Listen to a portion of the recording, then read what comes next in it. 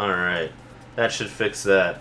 Good thing we're checking some stuff, right? Hello and welcome again. We are here at another NGS playoff matchup. It's the semifinals in Division A tonight, as Easy Blues and the Soakers are taking on CM After Dark. Thanks for joining us. We got a lot of HOTS action going on tonight, so you guys make sure to check out the other streams.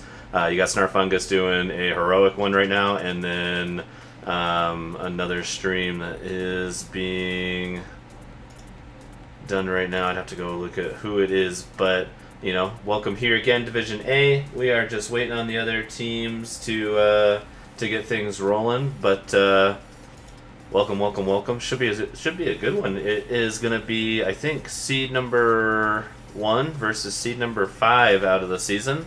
So Easy Blues took Map Pick actually as their win, and so then they banned, it was Alterac, so they didn't want to play, they didn't want to play one of those big maps again.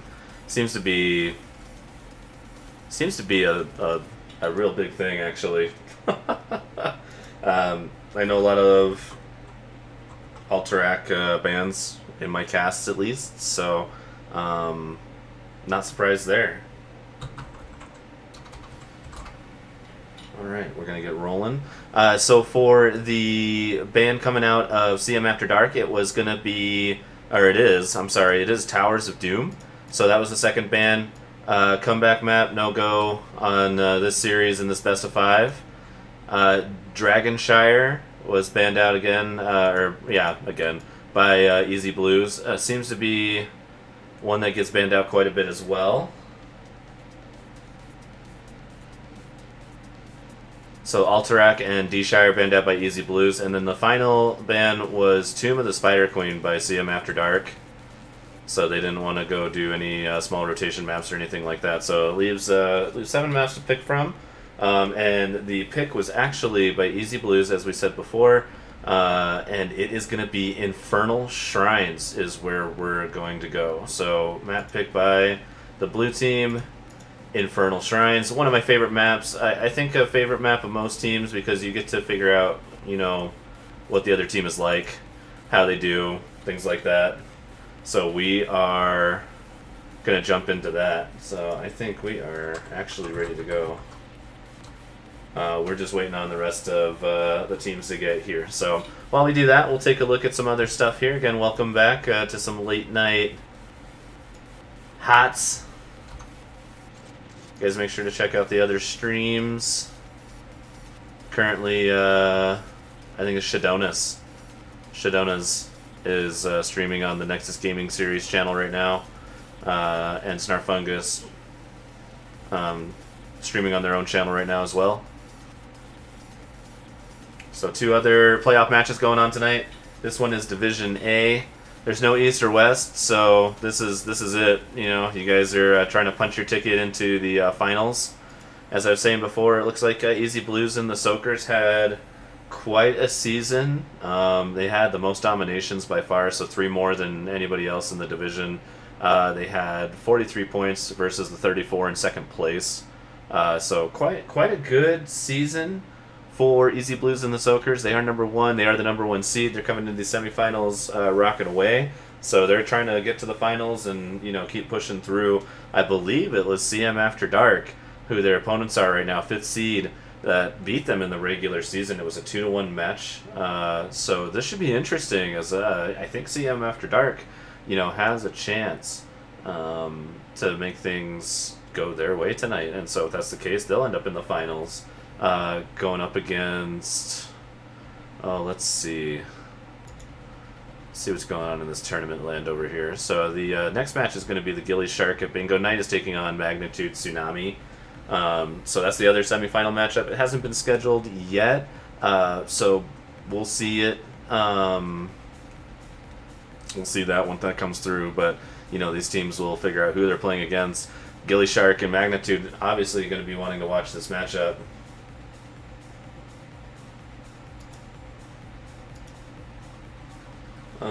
Wrong website.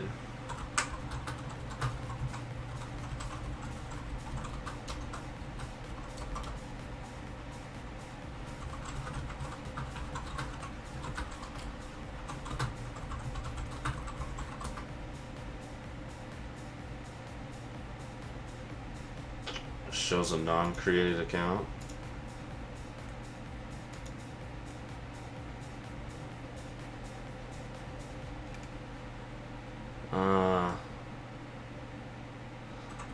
So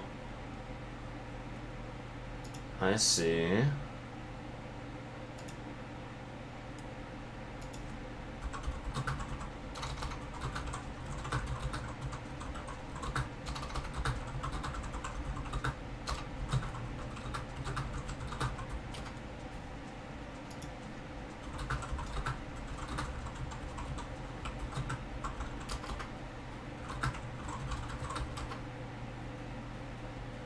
Alright, so it looks like the link is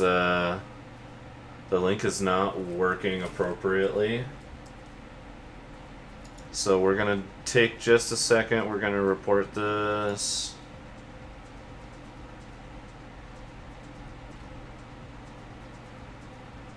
Let me just make sure we're good to go here.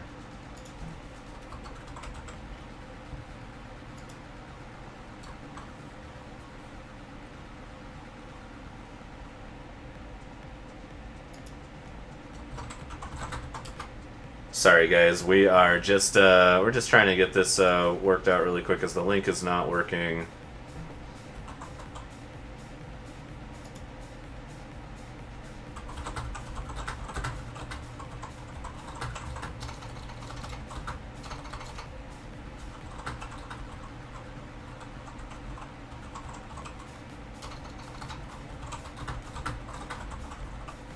So we are just letting the Majestic leadership know that the link is not working. So we're still going to go ahead and we're going to get rolling. Infernal Shrines. Here we go. First pick going over to the side of CM After Dark.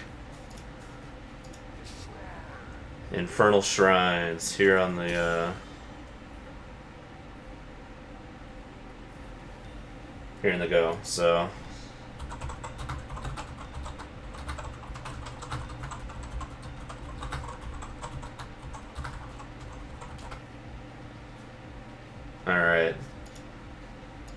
Alright, first pick coming out, Infernal Shrines. I wonder what these teams are going to look at. I was gonna take a look at the rosters a little bit and see what the hero pools come out to be. But I didn't get a chance since we're trying to get the link fixed for the website here. So, sorry about that. Blaze is going to be the first band coming out. I think Blaze is a definitely something that CM After Dark plays. And if they're not going to play it, they definitely ban it. Blaze is very, very strong. Johanna getting banned out. Very high level pick for CM After Dark. So good ban, I think, against them. So far, Tank's getting kind of choked out. Probably going to see some early picks on that. So I wonder who we're going to see on Infernal Shrines. Diablo is very, very strong. Garage, kind of a point holder, but really hard to play on this map. So I don't think it's ideal. Hogger getting banned out. So again, I think Tiger is a main Hogger, if I'm not mistaken, and Blaze too. So I'm surprised that they're actually banning out all of Tiger's top picks right now. And I'm wondering what that's all about. So we're gonna see if they have something fancy to do against Easy Blues.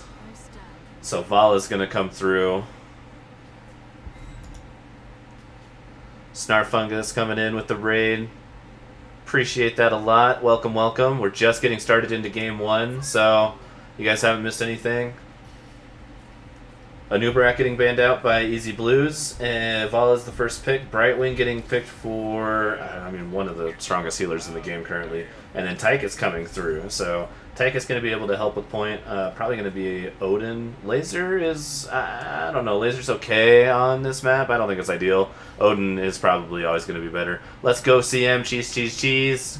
Up by Spastic. Hey, welcome to the channel. Everybody welcome in. It's a good night for some hots, am I right? Junkrat and Sonya coming out. I think Sonya is a strong pick too. Spin to win. I'm not sure what build Tiger's going to go. Chasey Keen, welcome. Love the emotes. Keep throwing them out there, guys. This is a best of 5 semifinal matchup in Division A tonight. So thanks to NGS, thanks to Everyone coming out and supporting the teams. Thanks to the teams for showing up. You know, can't do it without the teams, right? Anduin getting banned, so Banduin. Gotta love that. Gotta love the Banduin. Thanks for the cast. Thanks, Tiger. Appreciate that as well. Appreciate you guys coming and playing, putting on a good show. So happy to do it. Mephisto getting banned out by CM After Dark. Diablo getting picked. So the combo Diablo Tychus, super good actually. Dahaka getting picked up as well. So a couple global present heroes on the side of Easy Blues. So I wonder if that's going to put in a little bit of an advantage.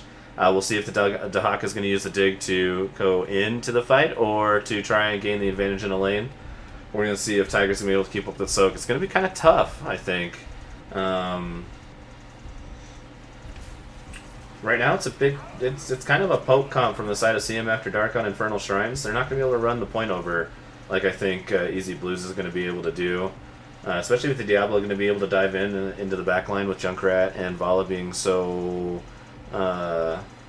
squishy. You know, the Mei doesn't have necessarily a whole lot of appeal, but in small space, I guess on the Shrine, it should be okay. Last pick coming out of Tassadar. Rhaegar and Mei coming out for CM After Dark to round out their comp over there. This is a pretty interesting couple of picks coming out for the last part of this. So Tassadar I really like for the clear. Odin's going to be a nice wave clear. I actually kind of like I like the comp better for unfortunately for Easy Blues over CM After Dark currently. But CM After Dark has a bit of control and a bit of CC, a bit of displacement. So if they can get some picks, and especially, you know, get some picks on a Tychus or a Tassadar, who potentially have to root themselves to get a follow-up of some kind. We're going to go ahead and we're going to jump over into the in-game screen here.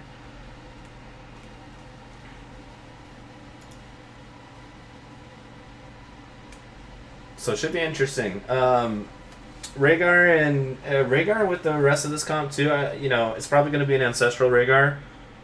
Should be, right?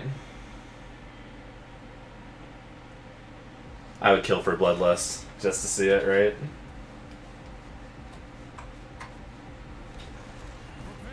All right. Welcome back into Game 1, Infernal Shrines Division A NGS Playoff Semifinal matchup. On the blue side, Easy Blues and the Soakers. We're going to have Shrinks on the Dahaka. We're going to have Easy K on the Diablo. We're going to have Batman on the Tassadar, Kalel on the Brightwing, and Eternal Blue on the Tychus. On the right-hand side, on CM After Dark, we're going to have Ice X on the Mei. Tiger's going to be on that Sonya. Death Punisher on that Rhaegar. Shut Up and Die on the Junkrat. And Pro Brush on that Vala. It's going to be a good matchup, everybody. We're going to take a look at... Oh, and there's a pause. Alright, well that's okay, because now we get to talk about level 1 talents. So, Tassadar going Q build. So we'll see how fast that gets stacked up. Tychus looking to go grenade build. Rhaegar going totem build, my favorite so far. And it looks like smashy build for starting off strong, Pro Brush says. Let's go ahead and we'll actually... we'll go to a BRB screen really quick.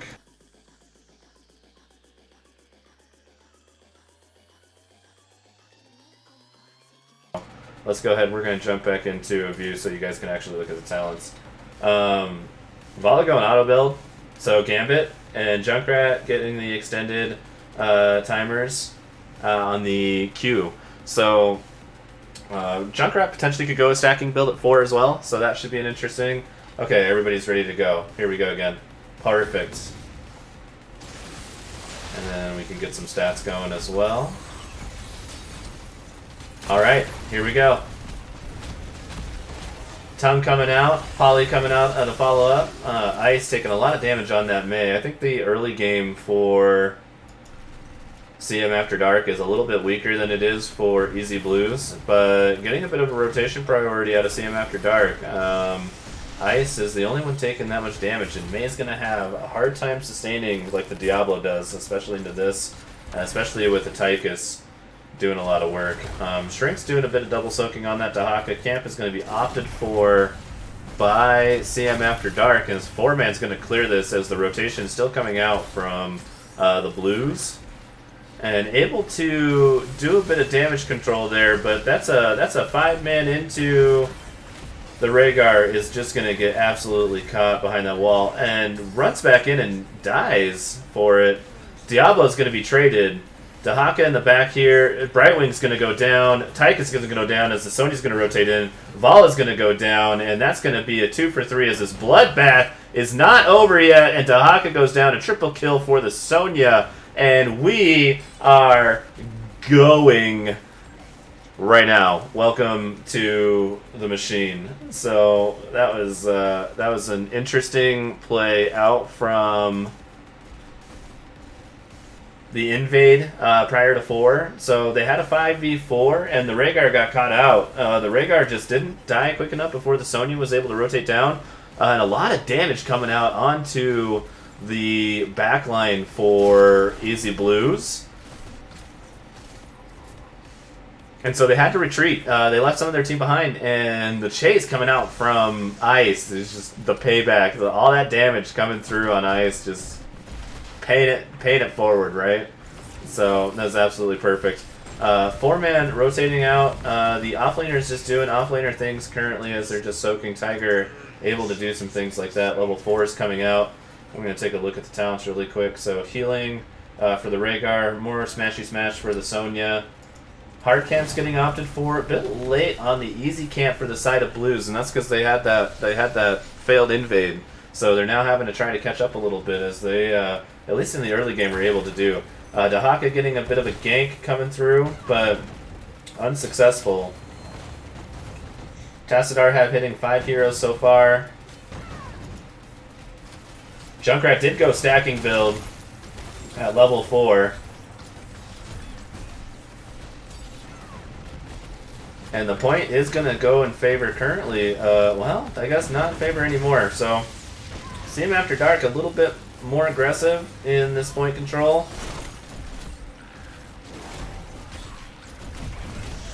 Blues doing everything they can to try and get some range poke out, but like they can't really step in. And 7's going to come out for CM After Dark, but Junkrat's going to go down before anything can be done about it. Sonya gets tongued by the Dahaka, and it's a 5v4 currently as Ice is trapped in with the Tassadar wall. Is going to have to ice block and heal a little bit as Polymorph's going to come straight out, and Tychus is really going to try and follow up. Unable to secure the kill is Blue, but the 4v5 still coming back in. Objective is won by Blues and the Soakers. So Dahaka meandering off to the top lane to start soaking back up. Level 7 is achieved by both teams. Ice taking a ton of damage into this Mortar Punisher. Not the best first Punisher to have in the game by far. I'd say probably the worst Punisher out of the 3. But I feel like a lot of people like the Mortar over the Arcane. I think Arcane is just a little bit stronger because of the beams. They just do the damage. But being able to not stand in this stuff is pretty up there. Blues invading the camp here. Able to successfully grab it this time with no casualties. And bottom is going to be pushed out hard as level 10 is being approached. CM After Dark still has the advantage as Tiger is doing a lot of soaking, a lot of double soaking into the Dahaka. The Dahaka making a lot of rotations into the team fights and doing a lot of work there. So that is translating, but still 4 kills to 3 in favor of CM After Dark right now.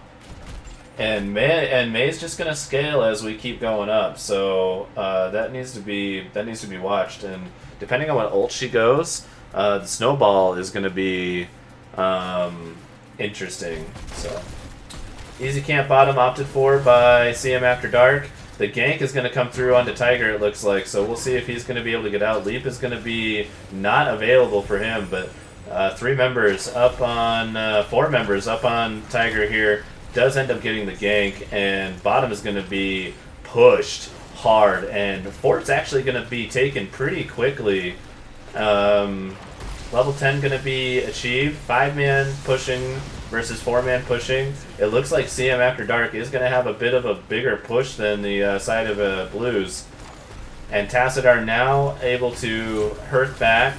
Sonya respawns now, so nobody able to respond bottom. So this base race is not going in favor of Blues currently, as Tassadar is coming to do something about this. But in the wake of a 4-man just absolutely pushing, the fort finally goes down top, and Brightwing is going to port down bottom to support the DPS. As Tassadar is going to be ice walled, and the keep's going to take damage. And CM After Dark trading fort for keep wall and some keep damage that they can't heal. That is going to be absolutely insane.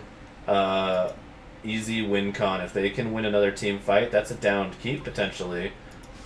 Easy camp being taken by Blues and the Soakers. Soak rotations are going to come back online for CM After Dark. Tiger in a bit of a position again, as the teams are starting to rotate up, but this time it looks like there's going to be some support in case Sonya decides to get caught out. But that looks like that's called. Hard camps are going to be opted for and be traded, so this one's going to go first, it looks like. Which may not have as much impact as Blues may want, considering the fort's already down. So they traded the top fort where that hard camp's going to be pushing in, but maybe they get a keep out of it. Lane control is in favor currently of Blues for this objective, so we'll see. Junkrat able to get a boop onto the Dahaka. That's really rare. Dahaka seems to be very rough. Odin coming out. And it is going to be Leap, it's going to be Ancestral, it's going to be the Ice Wall as we saw in the Rocket Ride, and Vala is going to have Rain of Vengeance. Tongue coming out on May. May taking tons of damage. He's going to have to Ice Block right away. Ancestral comes out, Leap comes through, and the Dahaka is going to get blown up after that. Well, that's a nice combo. But Tychus is now in there, and the Rhaegar is going to go down to the Pew Pew. Diablo follows as Sonya is now, unfortunately, taken to 0. And there's so many kills just going down. Another 2 for 3 in favor of CM After Dark. And they are chasing this Tassadar. Batman in a lot of trouble, but it is a Tassadar. Like, let's talk about this right now. So low! And Junkrat has to Rocket Ride. Is not going to be able to hit the Dahaka. And CM After Dark not going to be able to finish up the objective, as the global presence of Dahaka coming back in for the respawn is going to actually secure them the objective. That, you fight so hard just to end up losing. And there's the Brightwing there too. So three members just there. And CM After Dark unable to tap and go back as their fort is down. They won the team fight. So a 9-6 lead and a 13 talent lead. Unfortunately, they're just going to have to defend against this objective. And they're going to have to deal with it. It's an arcane, so it's not a frozen. So that's good news. Diablo gets booped. May trying to bait the Punisher, misses the snowball timing on it, unfortunately, but there it comes out. Punisher successfully baited, taking tons of damage. Ice Wall comes out, hitting 2. Sonya coming through on the backline and hitting on the Tychus right now. Brightwing in a lot of trouble, gets left on and absolutely secured. Diablo in a lot of trouble as well, is going to end up going down. I don't think he has the souls either, so full reset for that Diablo. As CM After Dark taking advantage of this, and like they might be down in structures currently, but you know, honestly, the amount of damage that was done to bottom versus top is totally different. I think top and mid for both teams respectively is about the same, so they're probably just a little bit ahead in structure as CM After Dark. Oh man, all three were so close. I know, they were so close to not being there anymore. Easy camp getting opted for. Bottom soak coming through. It's going to be an easy clear. Alright, let's pull this out.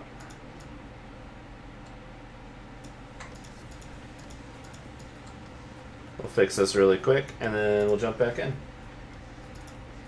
So camp gets taken. Mid is still getting soaked. Top is a prio right now, but Dahaka can dig in if he needs to.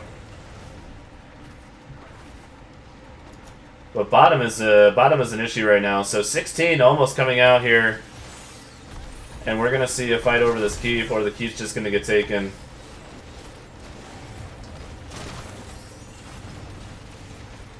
Yeah, it looks like the keep's going to go down, but there is going to be a fight.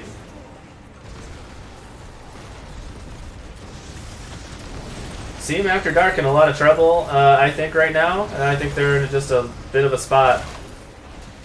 Diablo taking so much damage, goes down, and another full reset as he has not had any chance to get souls yet. Ice, unfortunately, taking a lot of damage into this Odin. Oops. Tiger's going to go down to the core and to the other team. Pro Brush on Navala is running away. The peel coming through for Ice, but Tychus is going to go down as Rhaegar shows back up, and Junkrat shows back up too. And the side of CM After Dark is so low, but taking a 1 for 2 in favor, or 2 for 1 in favor of themselves. Is going to get that keep just in time for the objective to come up. I think Vala's going to hearth or take easy camp. Nope, middle is being opted for, so we'll take a look at some talents again here now.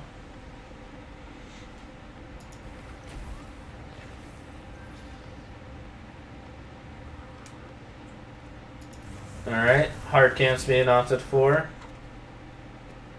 on the side of CM After Dark. Objective is up, and it looks like Blues is rotating into position themselves for it, and they are going to start it. Lots of clear, so 8 minions to the 1 going in favor. And here comes CM After Dark onto that Diablo, who still doesn't have enough souls currently to survive this. Apok comes out, misses everybody. Tychus taking a ton of damage as Odin is coming out. Tongue misses. Tassadar pops Archon, and 26 to 13 minions currently as CM After Dark has put on a ton of pressure.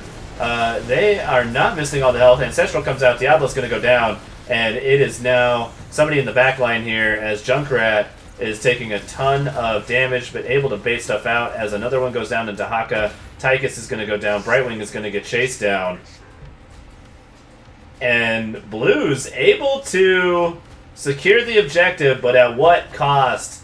A 3 for nothing in favor of CM After Dark, and you see the healer and the tank are running to the core currently. So core has been called by a couple. Some other teammates may not agree with that as we now get the Brightwing kill. Tassadar goes down, and that's a 5-man team wipe in favor of CM After Dark, and they are going to take shots at the core here to try and end 8 seconds and 4 seconds on Diablo, or on Diaka and Diablo. Icewell coming out to block them in, so they can't even get out as the core drops to 40%, 30%. The rest of CM After Dark shows up, and the core is going to fall. GG. Game 1, Infernal Shrines prior to level 20. It looked like CM After Dark had a bit of a just a bit of a fun start, and that's where it all was. Like, it was a bloodbath to begin with. So, GG. Let's move this really quick.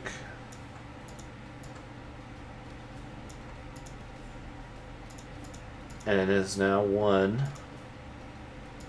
game to 0 in favor of CM After Dark. So, very well played. There are your stats, so you guys can line it up there. Tassadar doing a ton of damage on the side of Blues. On the flip side of it, Vala doing a ton of damage for CM After Dark. 18 kills to 7, though, is the difference, I think. And the time... Yeah, this is game 1, Steph. So, that was it. Take a look at them talents there. So, grenade build, pretty standard. I like it. Master Assassin at 4, though. That was cool.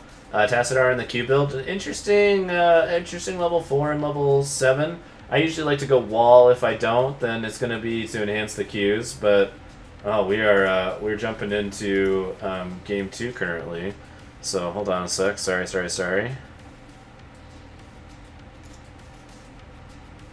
All right. So game 2 or game 1 winner is going to be red team. And then it looks like Easy Blues and the Soakers have picked game map 2 as well.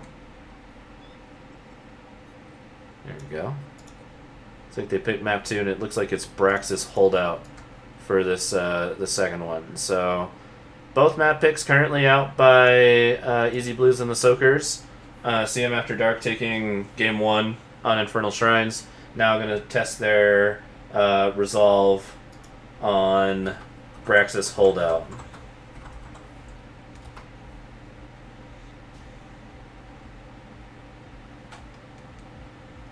Wow, what a game 1 that was, huh? Big time GG. Just wait for 16. Yeah, appreciate everybody coming out and joining us for the stream again. Semi-final matchup, Division A, Easy Blues and the Soakers taking on CM After Dark. CM After Dark, the underdog, currently up 1-0 in the series of best of 5. And you guys can see the bands there: Alterac, Tomb of the Spider Queen, Dragonshire, and Caster is ready.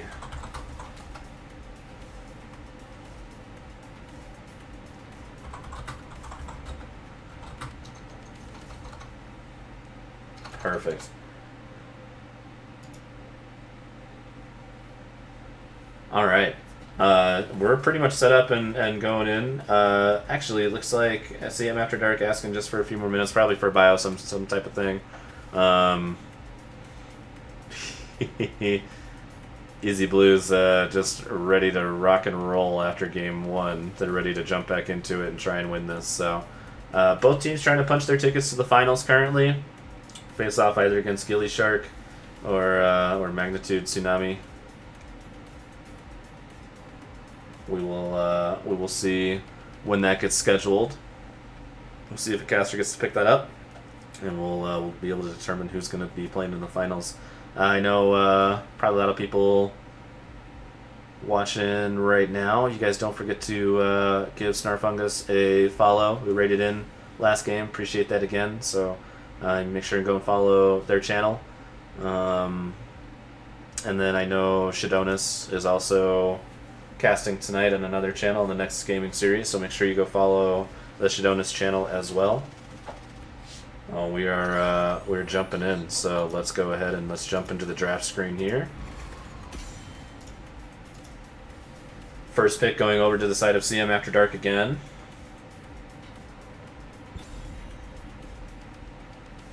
Junkrat flank works really well with Rocket Ride. I like it. Kind of smart, for sure. I don't think anyone expect the Junkrat flank. They don't teach that. No, they don't. Alright, so bans coming through again. That's Braxis Holdout. Blaze getting banned. First ban again, same as the last game. And we'll see what Blues want to do to change things up a little bit this go around. 100% it knocked me off my rocker, Irby has. Oh yeah, for sure. New Brat coming out again. Yeah, he didn't even have to do damage, just flank well. You're not wrong. That's just, and then scare him off with the rocket right afterwards, you know? Jinkies. Second ban coming out for CM After Dark. Mephisto, banned out again. That was the third ban last time. Vala getting banned out this time, so respect against Probe.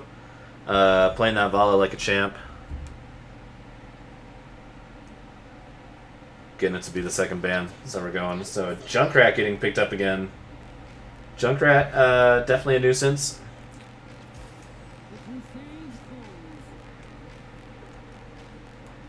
Johanna getting picked up instead of banned this time. So it sounds like they were banking on that. Alright, Rocker Ride instead of Rocket Ride, yeah. Rhaegar switching sides this time. Ending up in the hands of Blues.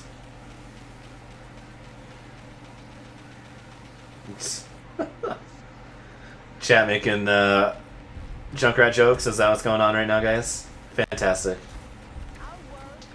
May getting picked up again. Anduin getting picked up this time. I like the Anduin able to pull people out.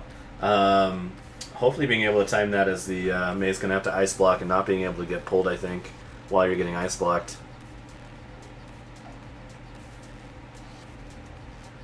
Final ban coming out for Game 2, Brax's holdout.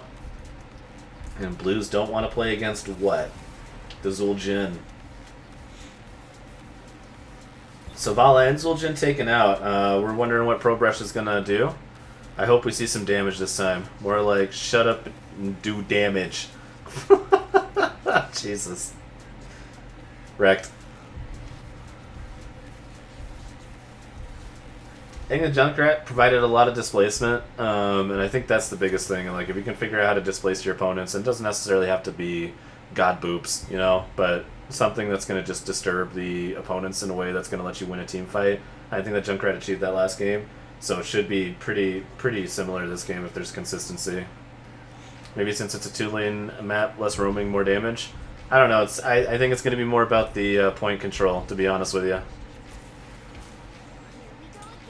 Chromie and Sylvanas coming out. You know, I'll be honest, with how good I think Sylvanas is, I'm surprised it hasn't been picked more when I've streamed. And I've streamed, you know, a few games, not a bunch, but, you know, quite a few. And Sylvanas never picked. I'm always disappointed. So thank you, Blue, for picking Sylvanas. One of my favorites. Definitely something I main. I'm so excited to see Sylvanas play. And then Hogger's picked up by Tiger, which I think is one of his absolute strongest picks. You know, Blue's going to be able to try and deal with that. Copium. Exactly. Robin Hood. Exactly. Copium. Thanks.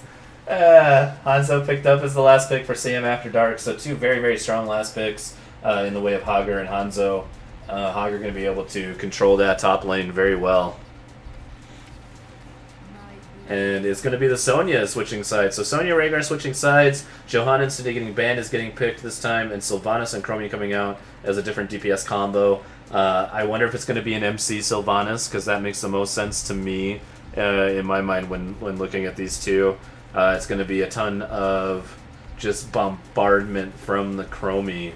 The point control is definitely going to be in favor of CM After Dark, though, on both sides. So, you know, I think the off lane, unfortunately, is won in favor of CM After Dark. So Blues, I think, is going to have to win the 4-man down. And I don't think the 4-man is going to be as strong as the 4-man for CM After Dark, and especially after 10. It doesn't seem likely that they're going to be able to pull things off unless they catch people out, which, you know, if Chromie does the time loop, sure, but I don't think it's going to be time loop. I think it's going to be the slowing sands for the point control on it. So we are going to go ahead and we're going to jump in here to our in-game. And this is game 2. So Easy Blues and the Soakers taking on CM After Dark. 1-0 so far in favor of CM After Dark.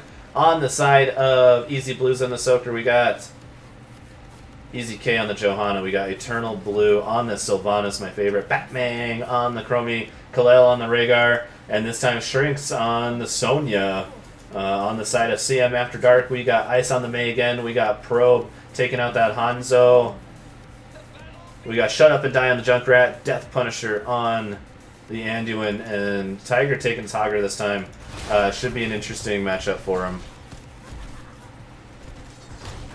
Alright, this is a 2-lane map this time, so there's going to be a lot more button trading. Hanzo taking a ton of damage right off the bat, having to get some heals. That's okay, I don't know if you guys know this on this timing, but if you hit your well at 50 seconds, your well will be back up in time for the first objective. Or like halfway through your first objective, so that, you know, when you team fight, you have something to tap and go back to. And that way you can continue. So that's a little timing trick, if you ever want to use that. Offlaners doing their offlane things. And camps are going to be opted for, it looks like. So hard camp for the side of CM After Dark. Easy camp for Easy Blues. And both teams are going to continue soaking the bottom. As CM After Dark is going to send a third. And now it looks like the rotation up to the hard camp is 2 for Easy Blues. The first hard camp still getting taken for CM After Dark, and I don't think they're going to rotate to the top. I think they're going to come back down and try and deal with the push of this. Unfortunately, Tiger is going to have a lot on his hands up top. coming into this objective. And it looks like Sonya's going to be able to do a lot of work. Oh, and here come the cavalry. And Tiger, I think, doesn't have a spin, is going to end up going down. So there is a very, very favorable outcome for Easy Blues, as Sylvanas is going to get some free push onto this, and Arrows is going to go up. The boop comes through, and Sylvanas able to E out. The Black Arrow is still up, just barely. I think it only had a few seconds left on it. That was crazy. So bottom is now taken out by Easy Blues, but Tiger is now on the point, trying to keep them. It looks like trying to keep 4 people off of the point. Is not going to be successful in doing that, but the 4-man is going to be pushing up top against the Sonya. And so now we got another base race. As the first tower is going to go down for each side. The gate's going to go down. The second tower is going to go down. And I think the Sylvanas actually out-pushes the side of CM After Dark currently. Black Arrow's able to come out, so there's no damage coming through from that tower. 25% of that fort is gone, as 50% of this fort is gone. And Tiger is looking at another death. Oh, he spins out and not able to get through. Base race in favor of Easy Blues as well, but the fort from top is going to go down, and each team is going to enjoy that trade. The save at blue. Oh, missed. We missed. Wish there was a pub round here. Chat going crazy right now. No Skinnergy. Nothing. All right. Bottom point is being taken by the side of CM After Dark forcefully. Sonya not able to deal with the Junkrat, so second rotation having to come out from Sylvanas, but Sylvanas is going to jump in and is going to go for that gank, and they're going to be able to grab that. Hogger coming back into the Sylvanas, as the Sylvanas is taking so much damage, and unfortunately her E was used to engage and not saved to disengage, and so that goes in favor. A 2-for-1. For Blues.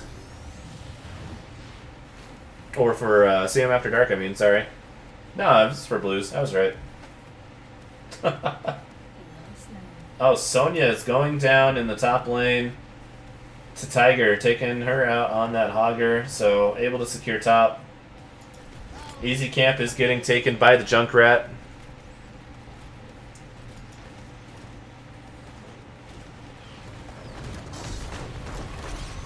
And here comes that Chromie, so we're going to go ahead, and Tiger is in a lot of danger, but the Anduin pull, oh, not able to save him. Bottom is being pressured up by the Johanna. Chromie and, oh, the rest of the 4-man coming down here. Looking at May. May doesn't have a whole lot right now, but the rest of the team shows up, and the backline is going to get pulled in. The Hanzo in a lot of danger, but able to flip back out, and the Chromie's going to go down instead as she chases into another 5-man. It looks like the entire, or 4-man. The 4-man goes in. Sylvanas is going to go down. Johanna's going to go down. Rhaegar able to move out, and is going to hurt. Both points are going to be taken. Blue does have a significant amount of, charge on the objective. Sprays coming out.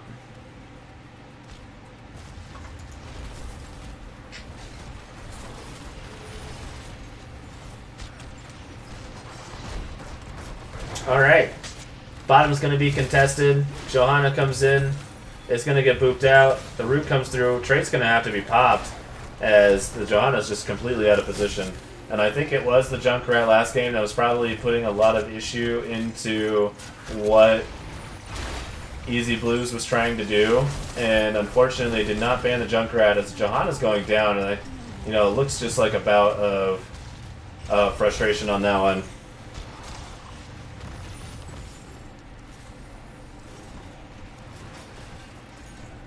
So not able to control the point, as CM After Dark able to bring that back.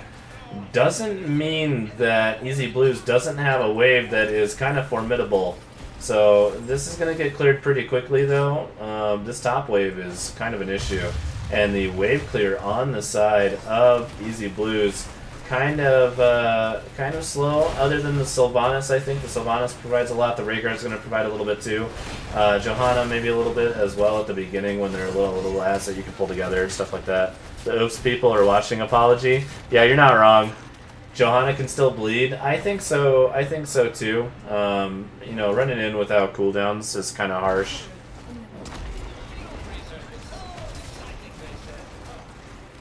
Hogger very, very much in the back line here. And Hanzo has released Arrow, and it looks like it hurt. I heard it hit people, but I didn't see who it stunned. Icewall comes out and catches the Johanna. Wave coming through to save Sylvanas. Junkrat rocket riding into a Rhaegar, but not able to secure a kill. Wailing Arrow comes out. The pull coming through on the Hanzo, saving the Hanzo. Otherwise, that was definitely a kill that Sylvanas was looking for it. The Rhaegar was looking for it. The Chromie was looking for it. And it is temporal loop for Chromie, by the way. I think that's definitely something that was needed. Is that that temporal loop if they're gonna get some kills? Blue's trying to decide what they want to do. Clear bottom, clear top, check boss, invade. So many options. So little time. They are a little out of position here as CM After Dark is rotating down on the entire team right now. EZK a little bit caught out. Here comes the Hogger into the back line. Chromie in a lot of danger right now. Times herself out. Johanna taking a ton of damage currently. Chromie is going to go down though, even though the temporal loop's going to come out. Ancestral goes out onto the Johanna. Johanna trying to peel for her team, takes a ton of damage and actually gets stunned into the wall and taken out as the 4-man of CM After Dark is putting a ton of pressure on the bottom here. Pepega Sword. Alright. Leap comes through onto the Junkrat, and Blues is going to go ahead and try and, you know, work this out as Junkrat's going to go down into the top lane. And that's going to allow Blues to take the top fort and try and just catch up a little bit as 13 is coming soon. It's coming soon for CM After Dark as they cap both points. Currently Hogger taking the top, uncontested and unable to be contested. The Sonya not able to really do anything to the Hogger. Johanna taking bottom, so only 14% of the objective is taken. Unfortunately, Chromie wave clear is just not that fast, so with help in the wave and Johanna, Chromie is able to clear that though. And it looks like Tiger is trying his luck on the bottom point. May coming through, and the rest of the team, here they come. It's a 5-man for CM After Dark in the bottom. It is a 5-man and coming through for the side of Blues. 2-man stun comes through on the Hanzo. Hogger, after the Chromie, misses the Hortapult. Leaps comes through, able to... Oh, the pull stopped him from ulting, it looks like. Chromie able to make it out as... now Hogger's in the back. Sonya goes down as the leap is not able to be followed up on, unfortunately. Rocket Ride flies out and is probably going to hit Johanna. So doesn't secure a kill by any means. Junkrat's going to respawn as 100% objective comes through. Boss is started on time. And Sonya is currently missing, which is most of the point control that I would say they have. Johanna walks in and dies. And that is a Stagger Dagger that hurts a lot. So 100% Zerg Wave coming through the bottom. Boss is actually going to track top, as top is going to get cleared by minions. JR and Easy Blues payroll, maybe.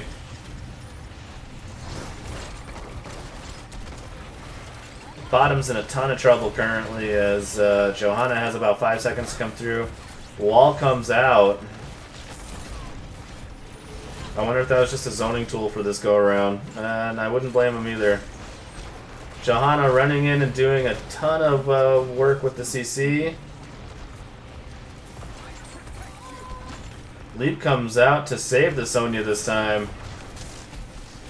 And the 5-man of CM After Dark still pushing in hard as Chromie is in a ton of trouble again. Wailing Arrow comes through, the stuns come out, and Chromie absolutely gets booped over to the Junkrat. Trap comes out late, but that doesn't matter as Chromie goes down. Hogger's going to eat it. And that'll be the saving grace for Blues as Hogger's going to go down. That does not mean CM After Dark is going to stop attacking the core. You guys definitely need to do something about this. I know Boss is hurting top, but your core is in danger. And Johanna's looking a little low. Boss in the top retrieves all the value you can possibly get. Clear comes through for Blues, and they hang on by the skin of their teeth. My butt cheeks are clenched. Prove it, says Spastic. Screenshots or it didn't happen. Just don't post them in the NGS chat. Thank you. Say DM. CM wrecking it. Yep, CM is ahead currently. But at this juncture in the game, a 16 is going to come out for CM After Dark. All it takes is level 16 from Blues and one fight currently, and then that can be the end of it. That can be the end of it. So, hard camps taken for both teams currently. And we're going to take a look at what CM After Dark has rolling right now as they are looking to invade this camp. As Johanna sees the Hogger, knows that there's an invade coming through. Unfortunately, for CM After Dark, they're just going to have to opt for invading and taking the camp and not getting any kills. That was pretty ideal as level 16 is now going to get reached. And well played by the side of Blues. Ruh-roh Reggie. Zoinks. Got a lot of Scoobies in here. Top getting pressured a little bit, but that's not going to matter as the easy camp for CM After Dark is going to be taken and it's going to be pretty cleared up top here. So that's not a big deal at all. And it looks like the side of Blues is now looking for a pre-16 fight. Hanzo just willy-nilly pulling that out for some hot reason. That was pretty intense.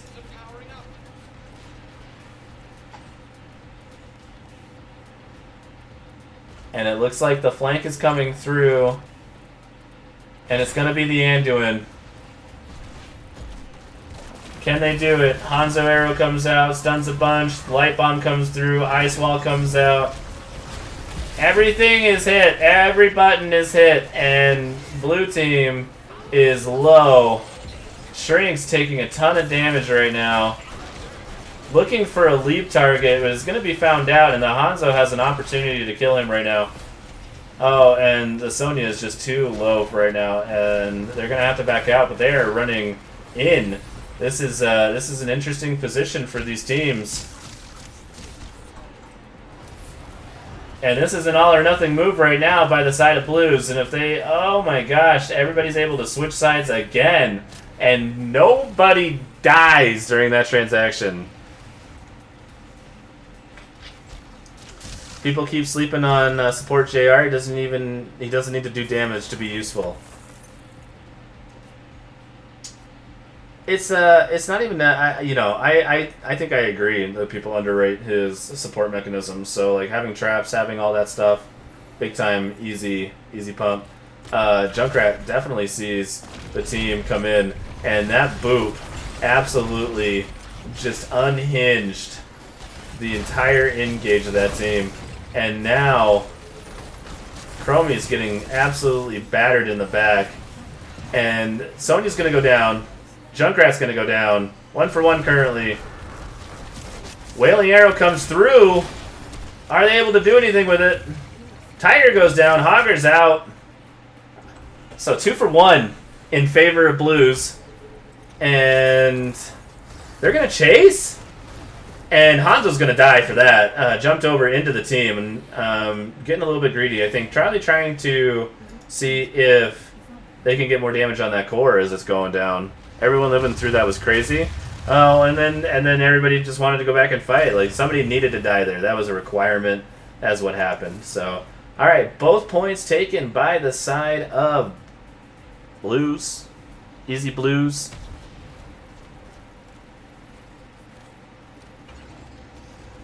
Easy Blue's going down to the boss.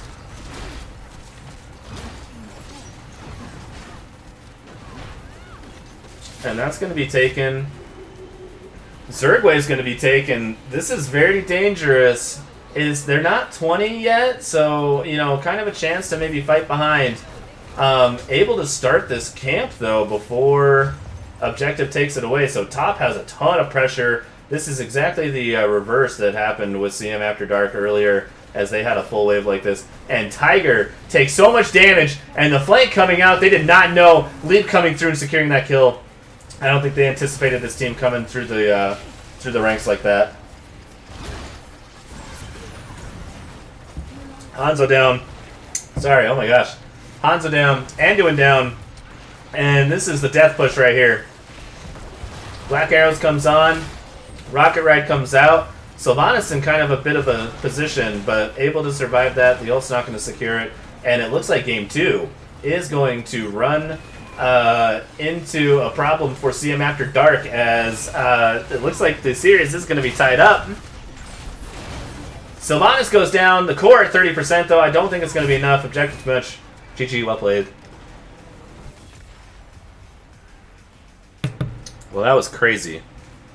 That was an intense end of that game right there. Very well played. Easy Blues and the Soakers now tying up the best of 5 series 1-1 after a Braxis holdout win. Sylvanas doing a ton of damage. I absolutely love it. I love seeing the Sylvanas doing work. Hanzo doing a ton of damage with the Junkrat as well. So, bunches of damage there. Just not able to control the point towards the end game as there were just a lot of there was a lot of good decisions made by Easy Blues and the Soakers as well, especially after losing so much. All it took was getting the level 16, which they did. They turned it around in one fight. They started taking the boss. They were able to cap both points, and you know, just a big push and able to finish out the team fight before CM After Dark could jump in. So, very well played. Pretty standard build for the Sylvanas. Possession I actually like here. Ensures kind of some pushing. Hold your ground. I like Subdue better. Q build for the Chromie was right. Sonya going a little bit different build than last time with Tiger. That's okay. Hogger doing the Hogger things. Anduin doing Anduin things. Hanzo going Redemption though with W4 and 7. Interesting. And Junkrat going same build as last time too. I love the spread volley at 16. One of my favorites to watch. And so that was game 2, everybody. So that was fantastic. We are in a best of 5. So blue team picking that map, blue team winning that map. And we have just a couple more maps to go as we are waiting for CM After Dark to decide if they want first pick or map pick. And we will see what they decide. In the meantime, I'm gonna grab some water here, as that was a lot of talking. So it looks like our next map is actually going to be Garden of Terror.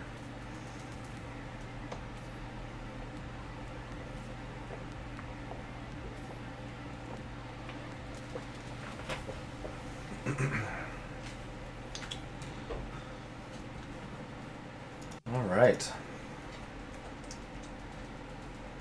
Garden of Terror. Let's go C-Mad. Batman, let me be your Robin. Wait, is this a best of 3 or 5? It's a best of 5. So semifinal matchup, best of 5.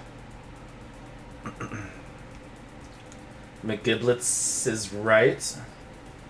So it looks like Garden of Terror was picked out by CM After Dark. So we're gonna have map pick red team. And a Garden of Terror. How about that? So this one's a big map. I'm excited to kind of see how this goes. I'm expecting to see I'm expecting to see Hogger banned, to be honest with you, because I don't see why you wouldn't after that kind of performance. Like, that Hogger just went ham on everything. So kind of hard to compete against that. There we go. All right. So first pick over to the side of Easy Blues and the Soakers this time.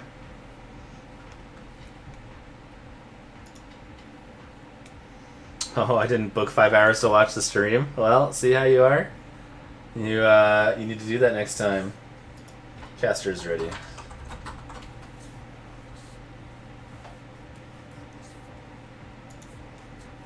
Alright, game 3 coming up. Tied 1-1 series right now for a best of 5 game. Division A, NGS playoffs.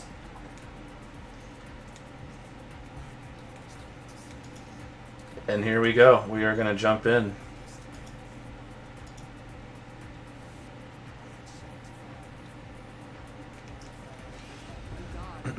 Garden of Terror. Alright. So now that things have developed over a couple of games, we're going to see how these bans are affected by that. So, you know, is it going to be Blaze ban? Is it going to be Johanna ban? Is it going to be Junkrat ban? Which I think it should be. I think if you're going to beat CM After Dark consistently, getting rid of that Junkrat's probably going to help out quite a bit, because there's so much displacement on the side of CM After Dark. I'm sorry, please forgive me, Caster. Well, no. Maybe this time. It'll be this time, but next time. Alright, next time you better book all day to be watching NGS playoffs hot streams, alright? And multiples of them. That's what my expectation is. And thou shalt be forgiven by Caster. Spread those seeds.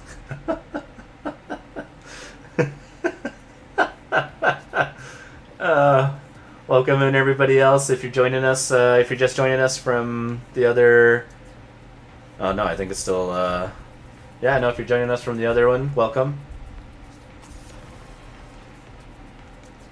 Junkrat banned out. Yep, get rid of that. That should help quite a bit. Is it oops all bruisers time? You know, it's either all bruisers or it's all healers, right? So. Alright, Johanna getting banned out, Junkrat getting banned out. I think very good bans. If you're not going to play the Johanna, ban it. The Junkrat, I think, has caused so many problems this series so far that getting rid of that for a game is probably the smart idea.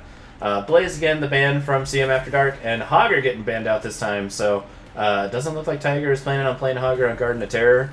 I would wonder what he would play. Dahaka's pretty strong. I know 69 viewers, giggity.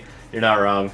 I saw that. Is this a garden joke because the map is the Garden of Terror? I mean, kinda.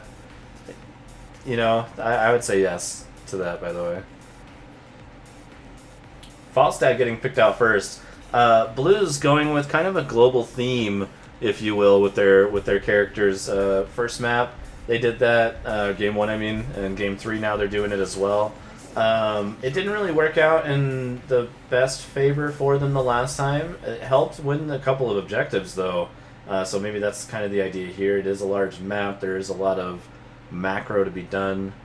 She means baby batter. Oh, dear Lord.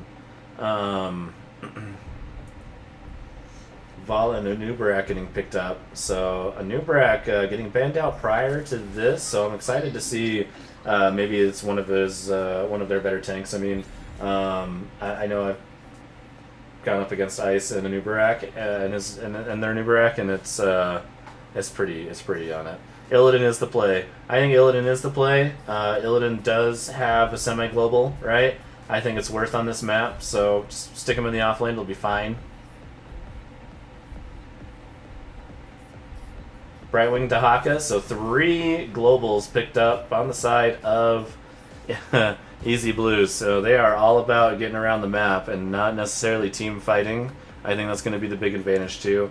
I think CM After Dark is looking for a team fight comp for this particular one. I'm kind of wondering what they're going to pick for their camp clear, because it's not going to be the Hogger, right? They got rid of the Hogger, which is one of the best camp clears in the game for solo. Greymane could be picked up potentially, but they have a Vala already, so that wouldn't make sense. And I think Vala is just more of a comfort pick for Probe, so since it was available, they're going to pick that up. Illidanti, I agree. Tassadar might be the play. The wall has utility. Remember when Tass was support? Let's bring it back. You know, I'll be honest with you, I didn't play one game of Tassadar when he was support. I only played it after he turned into an assassin. It's one of my favorites. Tassadar is picked up, called out by Tuna Breath. Make Tass great again. I think Tass is great now. I think Tass is greater than he's ever been. So we'll probably see another Q build come out. This is my favorite build. Tass Rhaegar getting picked up. Rhaegar probably one of the comfort picks for Death Punisher. It does put out a lot of healing with the totem build, which is what he took the first time with the Rhaegar. Tassadar, probably Q build, as I said, one of my favorites. I think it's probably going to pick up Irel coming out. That's an interesting pick. That's going to be a 4-man Irel. Lots of damage potential coming for that. Lots of displacement. So banning the Junkrat and taking the Irel, definitely different tactic. Leora coming out to face off against the Dahaka, so that's just going to be a battle of who can soak more. Man, we are so smart. Nimsy hyping out. Hey, Nimsy.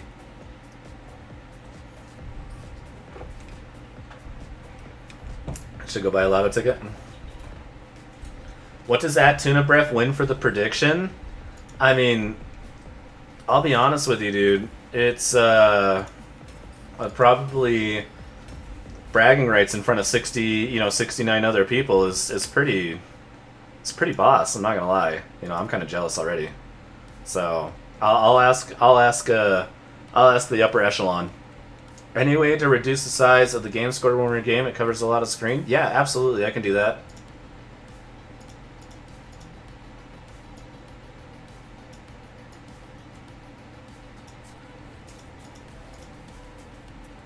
Let's do that right now.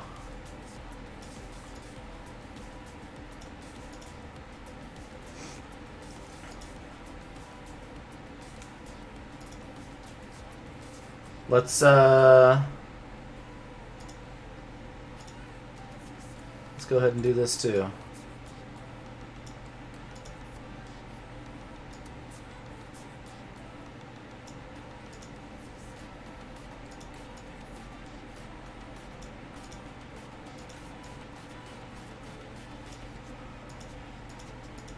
There we go.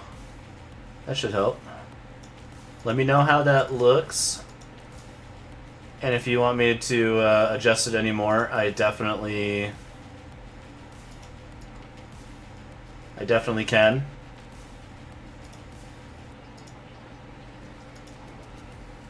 Yeah, let me know how that looks, and if I need to adjust it more, just let me know, and I'm happy to do that. Thanks for the heads up.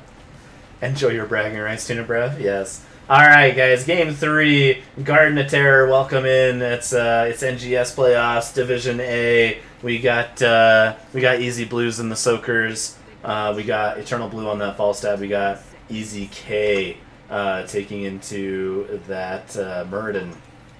Batman on the Dahaka, Shrinks on the Urel, Kalel on the Brightwing is going to bring over the Blues.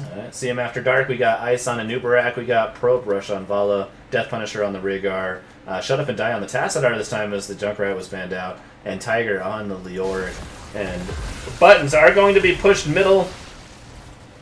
Lots of them. Murden jumps in, unable to jump out as everybody is able to make it out. I'm glad we made it back for that. It's shrinking before our eyes. Alright, let's take a look at some talents while these teams push some more buttons. Looks like it's going to be auto attack build from the Falstad. Interesting. Beetle build coming out of the Anubarak. Let's go. Auto build coming out, so Gambit on the Vala again. So we'll see maybe a lot of targeting on that one. Got him. Can you make the DPS numbers bigger while I'm at it? I'll work on that too. Oh, a lot of damage coming out. Oh. A little bit of lag there. Alright, 3-man Blues taking it to the bottom. Camps are up. Camp clear is an interesting thing going to be going down for CM After Dark for the early game. Falstad taking over the easy camp.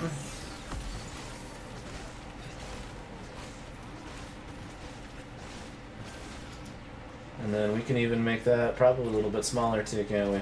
I'll adjust that in a little bit again. Let's do that right now. Here. Sorry, guys. 1 sec. Just want to make sure we're not blocking. That's all. I'll do that. There we go. All right, we're back in it. We're back in it. And camps are all getting taken. Top is getting a little bit bullied here as Leoric's able to make that out and put a little bit of pressure onto the top as the wall's going to take a bunch of damage. Middle is middle right now. We got both tanks doing tank things.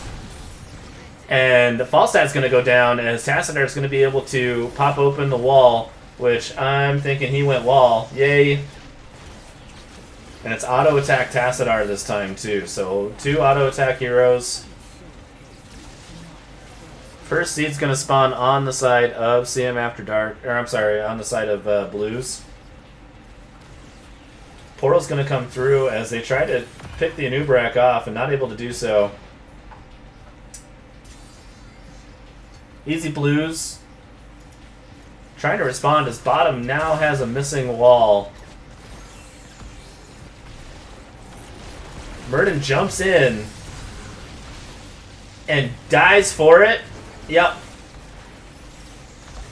So 2 kills in favor of CM After Dark currently, and now the seed is definitely going to be able to be taken. I believe motion to hold caster words and get this dude caster of the year. Thanks, Throbbing. I appreciate that. Hype.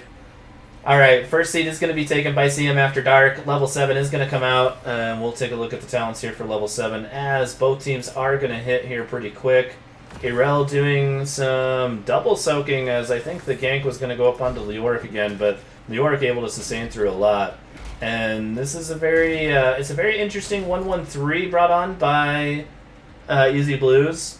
A 2-2-1 coming out of CM After Dark as Vala is waiting for a gank potentially at the top, but nobody there for the side of Easy Blues. They're actually looking towards the Anubrak as the tongue comes through, Polly comes out, and he is going to get blown up as Anubrak just goes down. So 2 for 1, as you guys see, more Beetle build stuff. The seed is going to plop into a neutral spot. And we're gonna see a fight here as Easy K is taking into a position here. Leoric is gonna come back behind, and they're gonna harass him until he leaves. Vala in a lot of trouble as well with the Murden taking out a stun, but the rest of the team shows up, and Irel's gonna jump into the Vala and the Tassadar, taking a lot of damage.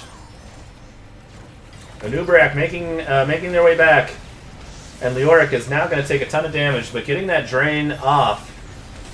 The stun's coming out onto Haka. Haka really, really low. Brightwing so low. Goes down. The Tacit are able to secure it. Murden goes down at 2 for nothing in favor of CM After Dark this time. 3 for nothing as Falstad drops as well.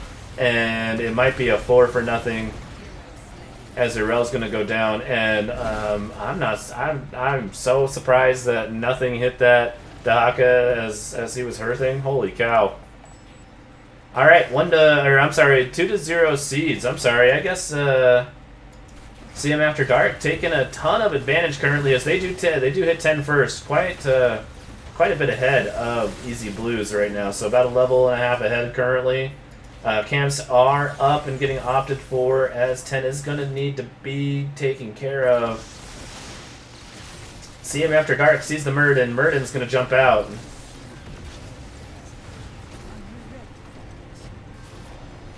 And that's going to be invaded on. Nerel's going to have to deal with that. And the side of CM After Dark is going to see the 3rd tribute on their side of the map.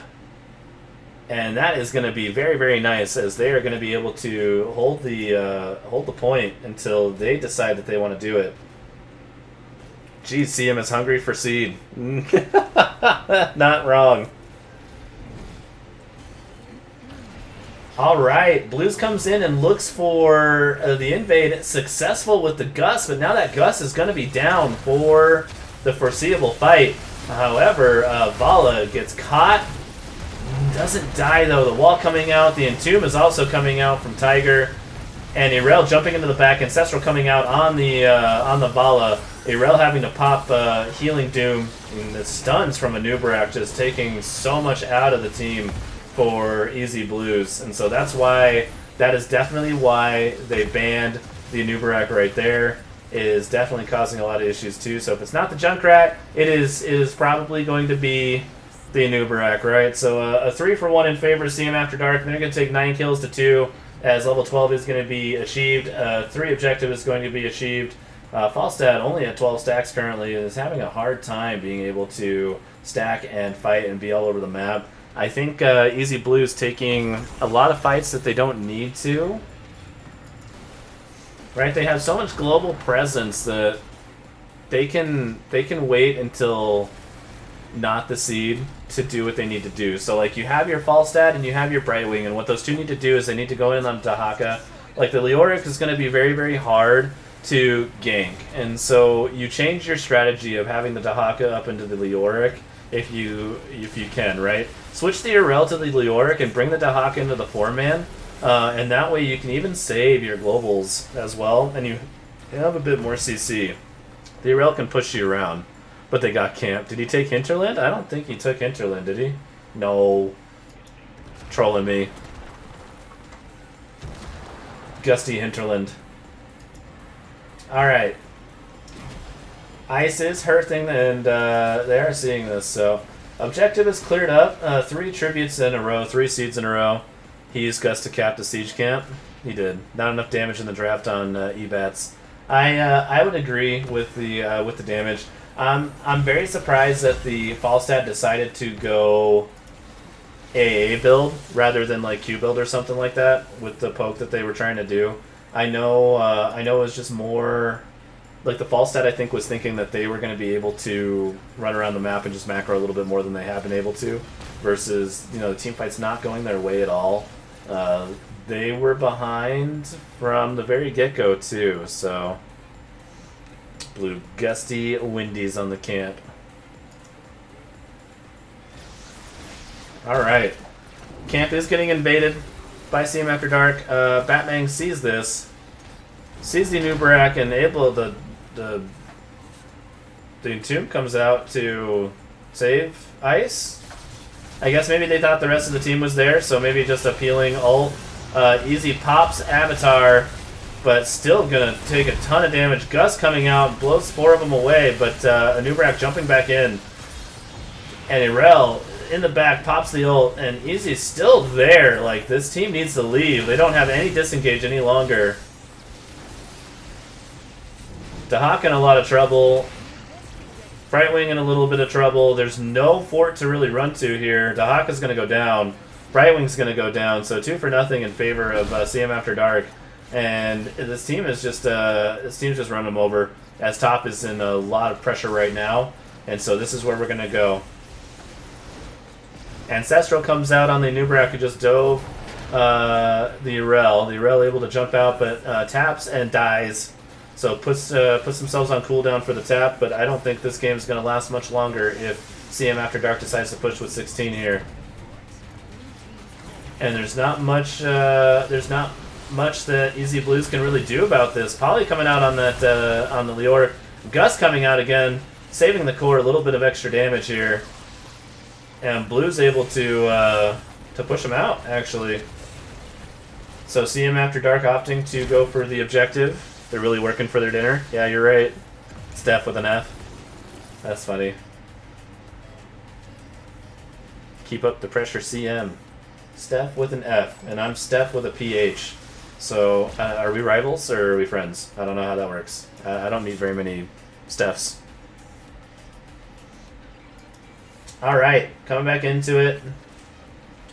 Not much difference in the hero damage, not much difference in the siege damage, just a little bit, but very much a big difference in the structures, from team to team. They're looking to gank the Leoric, who just used... Oh, and Entomb turns around. That goes down. So that's a nice ult to not have. Falstad going for the Hearth, as the team is now going to have to... The 4-man's going to have to go defend bottom. As Keep is in very much disarray here.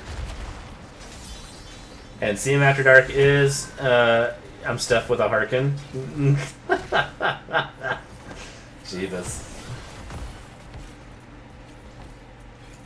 Alright, objective is going to come up. See Him After Dark is posturing for this seed. Easy Blues looking for 16. Doesn't have to go for this particular seed, but will have to go defend the next one, as this is 2 of 3. And 5 in a row for the side of See Him After Dark currently. The rest of the team coming in and finds Murden. This is very dangerous for Murden to be here right now, and this is probably going to be a kill. Oh, the gust comes through. Murden solo able to jump out, and Vala too busy doing the camp to really worry about it. They just wanted the camps. They don't want these kills. Who cares? Alright, so both camps invaded. Both camps taken. The Hawk is going to start the top one, but I don't think it's going to matter much, as this, again, is now going to be on the side. Steph with the Throbbing Hood. There's a lot of Stephs in this chat tonight, guys. Not going to lie.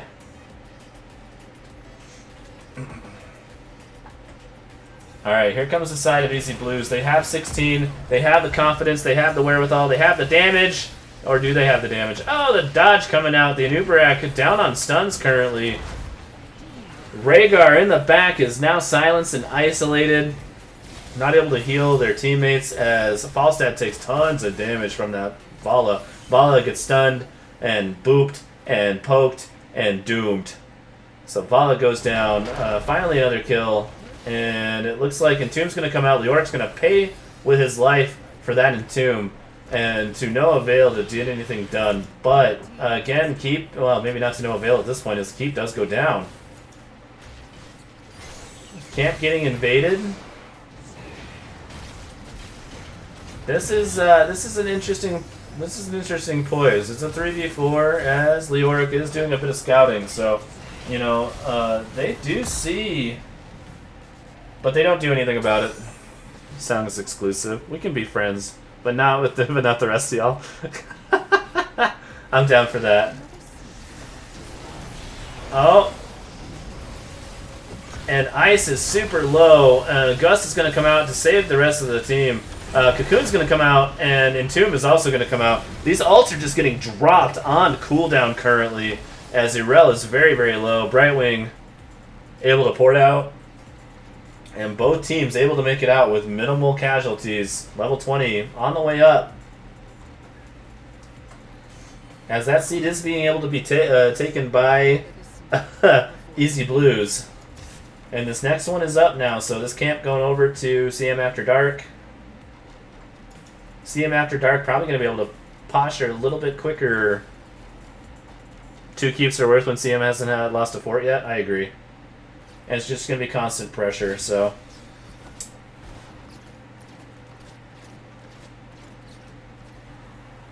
Alright, CM After Dark taking it slow. His top is actually already have 1 Kata there mid, showing a little bit of pressure. And the cap is going to go over to Easy Blues. And we see CM After Dark trying to maybe bait a fight out. No, maybe not. They were just backing out. They don't want to fight. They're almost 20. So they're just going to wait. And now Easy Blues is going to have to turtle a little bit, as now CM After Dark is running at them and their middle keep, which is their last keep that they have. And they're looking to end it here. They're looking for a kill. They're looking for the end of this keep here. 3 lanes of 3 keeps down, and it is looking very, very dire at 87% health of the core. Falstad in the bottom lane, just doing a little bit of soaking. Objective is up, and it's going to have to be battled over by the side. But this is why they picked 3 globals right here. But they're gonna have to fight over this. They're not gonna be able to wait. They're gonna have to take a pre-20 fight. This isn't gonna work. If they let this go, that's the end of the game. Unless they core wipe them somehow, which I don't see how that's gonna happen. Alright, the stun coming out, and there's the and that's everything. Like, they needed to be there way quicker. Like, we knew that they weren't gonna be able to make that. That's probably the that's probably That's probably GG. If they can have a 4v5 miracle with objective on it, it's going to be hard. You're giving me flashbacks of my grade school days. They had no stuff with the Harkins Club then, too. The Haka can't burrow under task wall or out of the entomb. Sad Zerg noises. Should be able to, right? Alright, this is looking toasty.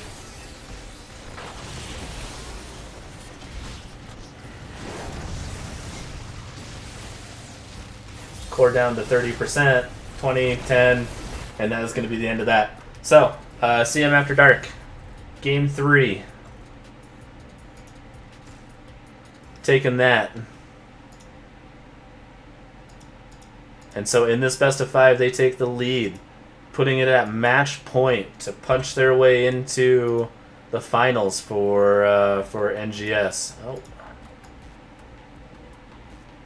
look at that. So we'll take a look at some stats. Falstad doing a ton of damage. Vala doing a ton of damage as always. XP rolling there.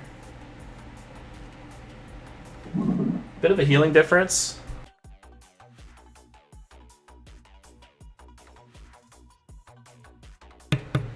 And there are the talents, as you guys can see there. So again, auto attack build by the Falstad. Beetle build by the Nubrak favorite. Auto attack build by the Tassadar. Auto attack build there too. And that's the game. That's the game 3, everybody. Oh, we're gonna go ahead and we're gonna go back to our caster booth here. I like Tassadar's black hole. Setting mix for siege camp. What was the guess when Arel is being turned into a pinkish mist? Oh, I don't know.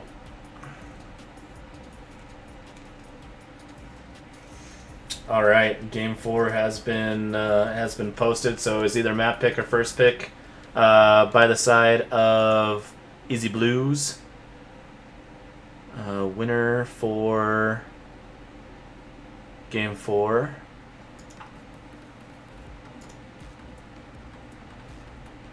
And it looks like team 2. So that means map pick came out from.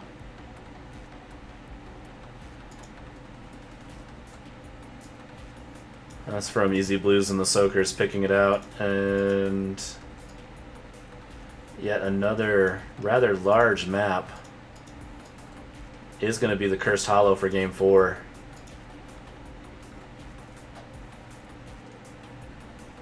So that was the pick, it looks like, by Easy Blues and the Soakers. Thanks again to NGS putting on this tournament. Thanks everybody for coming out and supporting the stream. If you guys like the cast, you know, let NGS know how your casters are doing. 2-1, CM After Dark leading as the underdogs potentially, if I may say, as the 5th seed. Forgot it was a best of 5. Well, welcome back. Glad everybody can join us. Thanks everybody again. Thanks to the teams coming out and playing. This is a great show. And again, thanks to NGS for letting me pick up this cast. I actually wasn't assigned this cast, so usually these playoff best of 5 games are assigned casters and stuff like that. I saw it on the website and I picked it up last night, thinking, oh, nobody wants to do this one because it's super late. So lucked out and we got this one. Hope everyone is enjoying their evening, their Wednesday evening. Anyone got any really fun weekend plans? I know it's going to snow here in Colorado or something, so I'm probably going to go skiing. You know, they'll open up the resorts, I think, right?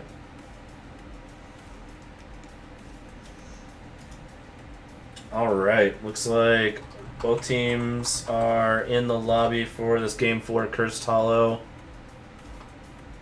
I'll let them know that the caster is ready to go. So as soon as both teams are ready, we will jump in.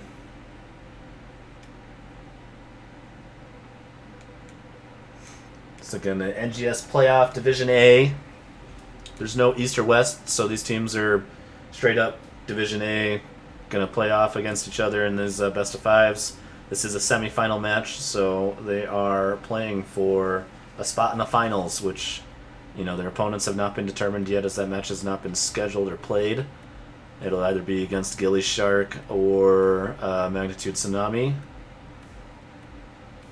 I did a couple casts on Gilly Shark, and they're a solid team, so it should be good. Looks like we're about to get started, so we're going to jump into the draft screen here for Cursed Hollow.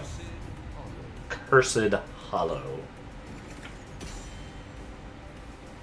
First pick going over to the side of CM After Dark, as map pick was picked out by Easy Blues. Again, we've had 3 games now, so things have kind of developed over 3 games. We're gonna see how these bans come out. Blaze getting banned again, always the first ban. So I'm wondering if Blaze is a big time one trick. A Nubrak getting banned out. Yeah, a Nubrak. Ice's Nubrak was pretty gross. Abathur getting banned out. Maybe they know something we don't. It's an interesting ban. I'm wondering who does that. Vala getting banned out as well, but that also now leaves the Junkrat up. Is that the first pick on the side here? Do we see Junkrat from Shut Up and Die?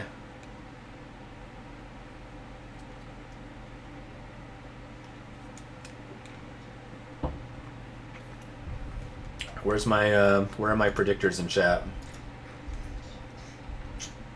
Fried chicken. You're coming to my birthday party? All right, let's go. I want to go to a birthday party, especially if it has fried chicken. I'm a fan. Johanna getting first picked on the side of CM After Dark.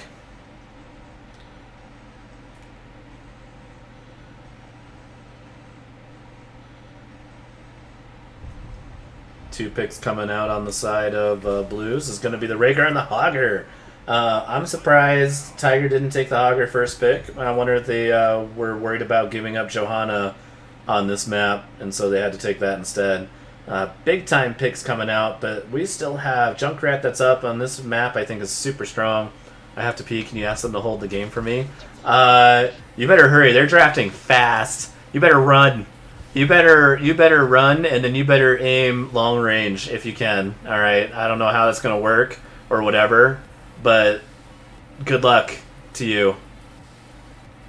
I'll ask them though. I don't think they can see my observer. Lock in for game 2.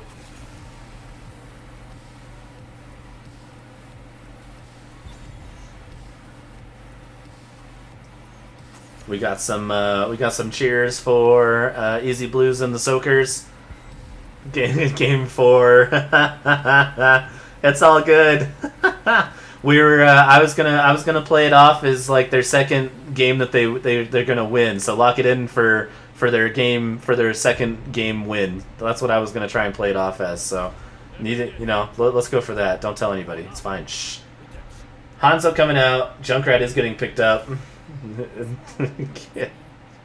Catheter, casual. Let's go hammer. I always wear diapers for best of 5 series. That's a good thing. So Junkrat and Dahaka, Tiger's Dahaka, Shut Up and Die. Junkrat, very very hard to deal with. Greymane coming out for Pro Brush this time as the Vala. No Zul'jin though, so I'm wondering if that ban on the Zul'jin last game was calculated, or if they just didn't want to play against that. Anduin coming out to round it out. Rhaegar and Hogger, picked up, as I said, for Blues. Hanzo and Li Ming coming through. So some small health pools, but some big damage potential.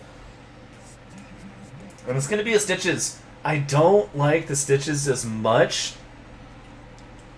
Simply because there's not any CC follow-up. Other than the Rhaegar's slow to the Stitches. And so the hooks are going to come out, and unless Li Ming and Hanzo are like on the ball, it's going to be difficult. All right, we're going to see how this plays out. This is game 4. Game 4 of NGS playoffs. Division A. Easy Blues and the Soakers taking on CM After Dark.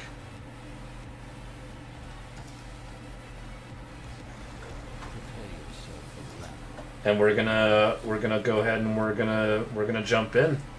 On the left side, on the blue side, we got Easy Blues and the Soakers. We got a Eternal Blue on the Li Ming, Kalel on the Rhaegar, Easy K on the Stitches, Batmang on the Hanzo, and we got Shrinks on the Hogger this time.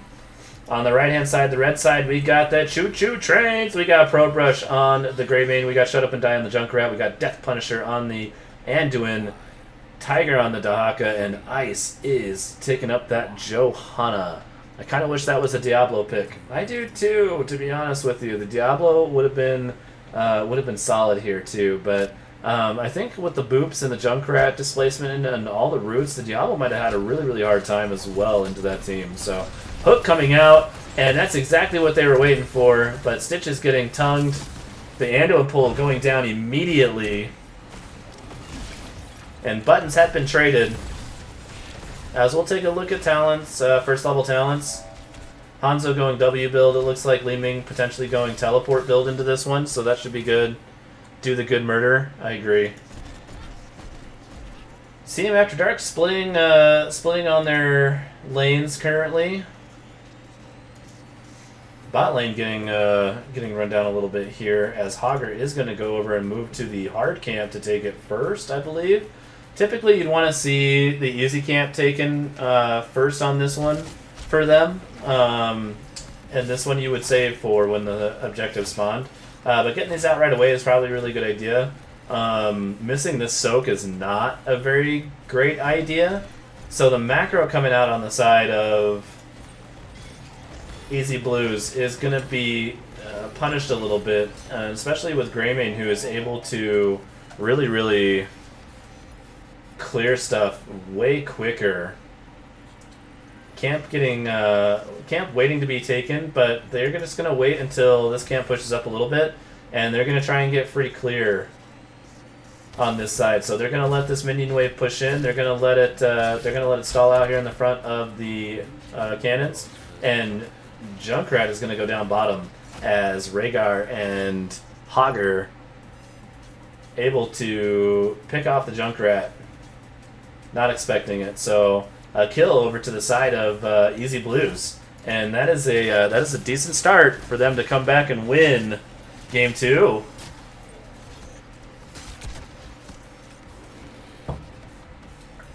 Middle's going to get pushed in pretty hard right now by the side of Blues. Junkrat laying some traps down, able to boop Stitches, almost goes over the wall, but not quite at the angle they were hoping for. Li Ming going down to the Dahaka in the top lane this time, so 1 for 1 currently in kills, bringing CM After Dark into a favorable position coming into this first objective as Li Ming, and we'll be up in 5 seconds, but Stitches with no runaway abilities, running away. Hook comes out and barely misses. Level 6 hit by both teams. Tongue comes out, Johanna W comes out, the Boop's gonna come out, and there's just so much damage coming out on that Stitches, and the Rhaegar able to sustain. And here comes the Hook onto the Johanna. Johanna able to move out. The Hogger is now here and is probably going to be able to do a lot more damage than Dahaka is. But, oh, Dahaka! So close. And Stitch is taking tower shots currently as Hanzo is going to cap the objective, and they are going to take objective number 1 on the side of Easy Blues as level 7 approaches for both teams. And top is still contested very hard as Li Ming is going to move into the middle lane and start doing some soaking. Level 7 hit by both teams. Paz is going to come out, and we will hit a BRB screen.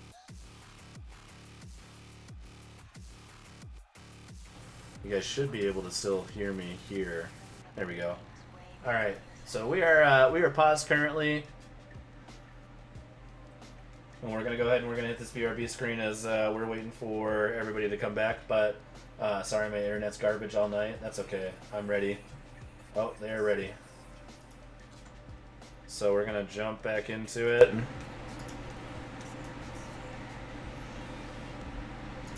All right. There we go.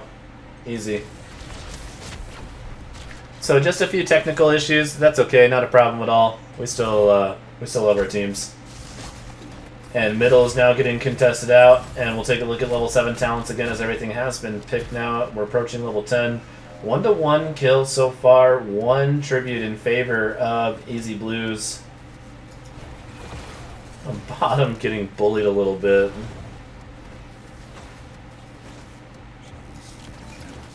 And middle's going to get soaked up as the neutral objective last time was taken by Easy Blues. This time the objective is going to end up on the side of CM After Dark. And so favorable position for them as Rhaegar is looking to get ganked currently. The boop comes through, and if the rest of the team was there, that would have been something. But they try to go for the camp, and they miss the invade just barely. The hook not long enough quite yet. Had that been a level 13 hook, that actually might have hit the Anduin running out. But not able to. This is going to be an objective that's given up by the side of Easy Blues. Easy Blues looking for level 10 first, and boss is going to be started up by both teams currently. So boss is traded. Sweet, I have time to grab another refreshing Mountain Dew Livewire TM. You know, I'm trying to get sponsored by Mountain Dew, so if you could post a link for me of a JPEG that you have of Mountain Dew Livewire in your hand for this NGS match, I'd appreciate it very much. Boss getting taken for Blues first. CM After Dark taking it as well. This is a favorable boss for CM After Dark as the next objective is on the side of Blues, but it's bottom. So this is going to need to get value now, which is exactly what they're doing. And coming down for the clear is going to be CM After Dark, but this is going to provide them a lot of control.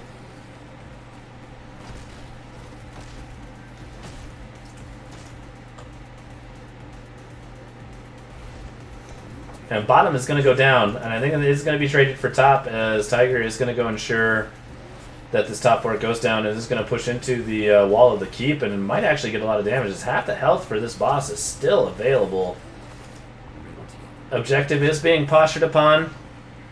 Stitch is sharking around as the Junkrat is going to throw out some objective delays, and then that's going to be it. So Stitch is able to block this wall, taking a bunch of damage, and Hanzo just getting absolutely bodied by this boss. I saw that, Batman. I'm sorry. That's all over stream. CM has giants to help clear boss. They absolutely do. Good timing on the camps to make sure that those bosses are taken care of. Middle wall actually taking a ton of damage currently. There's one hit on that tower. Please hit it. Please hit it. Please hit it. Please hit the tower. Oh my god, please hit the tower. No, it's not. It's its own tower. Okay. That's too bad. The minions not able to discern everywhere is. There's Mountain Dew. Link. Alright. Be careful with clicking on phishing links, especially in NGS chat, everybody. Alright. Fishy. I'll be so upset. Better not lose to this Greymane build. Level 10s are out, level 13 coming online here soon for CM After Dark, but Greymane going for Viciousness build, it looks like. This is the build that... the Insatiable is interesting. Huh. Looking to maybe stay in the back a little bit more. The objective is delayed as there's so much damage and Hogger gets absolutely bonked out. And Liming's going to go down as Greymane is now going to get eaten. Hanzo looking for some kills elsewhere, but it is going to be the Greymane. And that's going to be a 3 for 2 in favor of Blues. CM After Dark actually putting up quite a bit of a fight there, but not able to translate that into an objective. So 3 of 3 objectives taken now, or tributes taken for Blues. And middle's going to get pushed, and top is going to get pushed with everything that Easy Blues has left over after that fight. Hogger and Ming, unfortunately, dying in that team fight for that. Stitch is getting bullied currently. Oh, and the juke. and it's gonna go down. So Stitches dies to the Junkrat ult. Good catch. I thought the juke was gonna come out. I think Insatiable and the 7 or Troll. I think the 7 is definitely an interesting pick. The Insatiable, okay, I can understand the Insatiable, but yeah, I think the Quicksilver Bullets is maybe a misclick or something, because the rest of this build seems pretty okay. The 4 and the Insatiable is not. Yeah, I mean, restoring 10 mana, you're not wrong. You would probably want to do cooldown stuff, but Hager going down, taking an isolation out from the Dahaka, not able to really do anything as the silence is just too harsh to really do anything about it. And Li Ming going Glass Cannon in Calamity build. What? Stitches' diabetes-ridden ankles couldn't cut it. Yeah, I mean, just couldn't get out of there, right? Hanzo almost done with W build there. Blessed Shield. Oh, the hook barely missing from Easy K. We'll take a look at some damage as Easy Blue's trying to do a little bit of damage control from CM After Dark doing some macro stuff. 2 forts on the side of CM After Dark. Very, very low currently, so I think, you know, at any given opportunity, do you go and just kind of poke that fort down? It does not have a whole lot left. 1,000 health. And there we go. So middle goes down, top goes down. Junkrat now getting chased. And Hanzo ult misses as Junkrat bounces back out again. Is going to mount and going to try and run away. And I don't think Shut Up and Die is going to be able to make it out. Comes back in, and the rest of the team is coming through, and Batman in a lot of trouble. Li Ming goes down as Junkrat baits Blues. I can't believe they didn't lose the fort under that curse. I know. Glass Cannon into Greymane with Go for the Throat. There's a lot going on in this matchup right now. Blue hero hit red fort. Yes, please. Middle getting a bunch of pressure. CM After Dark having to deal with it. The boss is getting taken by CM After Dark. Getting traded down from the bottom as well. So boss is going to be taken. This one is favorable for Blues this time, as that's going to push into a keep wall. However, the wave is not favorable as it is. That's going to be 2 of 3 tributes taken for CM After Dark. So next one's either going to be, I think the next one's on the side of CM After Dark, if I'm not mistaken.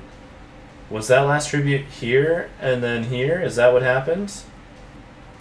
No, it's right there. So it's going to be on the side of Easy Blues. So that's right. That's how that went. Bottom's going to get cleared out. Easy. This is free clear. Top is taking a bunch of damage on the key someone clicked the part where Junkrat did something. He legit gets them killed. Yeah, I know. He just bounced back and forth a few times, and then the rest of the team was able to show up and support. All right. Easy Blues kind of split right now. Stitches and Hog are now making their way back in. Hanzo able to finish up W build. Stitches checks the bush, nobody there. And it looks like CM After Dark is maybe just going to pop out a little delay. As the posturing from... Oh, almost jumps into the fort. But this CM After Dark team is not going to be... I'm not going to let them just have it. So, like, this team's going to have to fight if they want to take this objective. Top getting just absolutely pressured down. The clip would be too big because it's all that Junkrat does the whole game. That's right, it's obvious. All the ults coming out on the Stitches. 2-man stun out. Goes and Greymane gets swallowed after getting stunned out. And actually, that was a fantastic turnaround by Easy Blues. Getting traded, though, is the Li Ming, and Junkrat able to bounce out and resets Rhaegar is about to take a ton of damage, having to pop the Ancestral to save himself as Dahaka was about to move up and give him the tongue. Blah, blah, blah. And Curse is going to go over in favor of CM After Dark this time, as Top is in a lot of danger. This Joe is a bully. I agree. The Johanna is bullying people.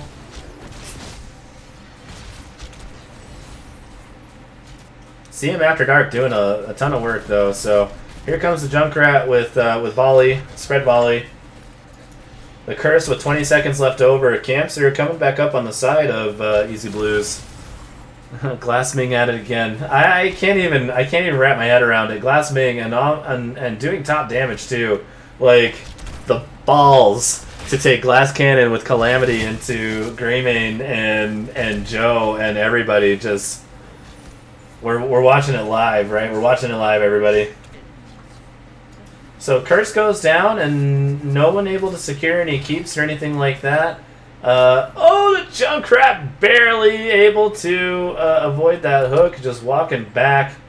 That would have been devastating. Rocket Ride might have gotten him out of there if that's the case, but Junkrat is now thinking about invading.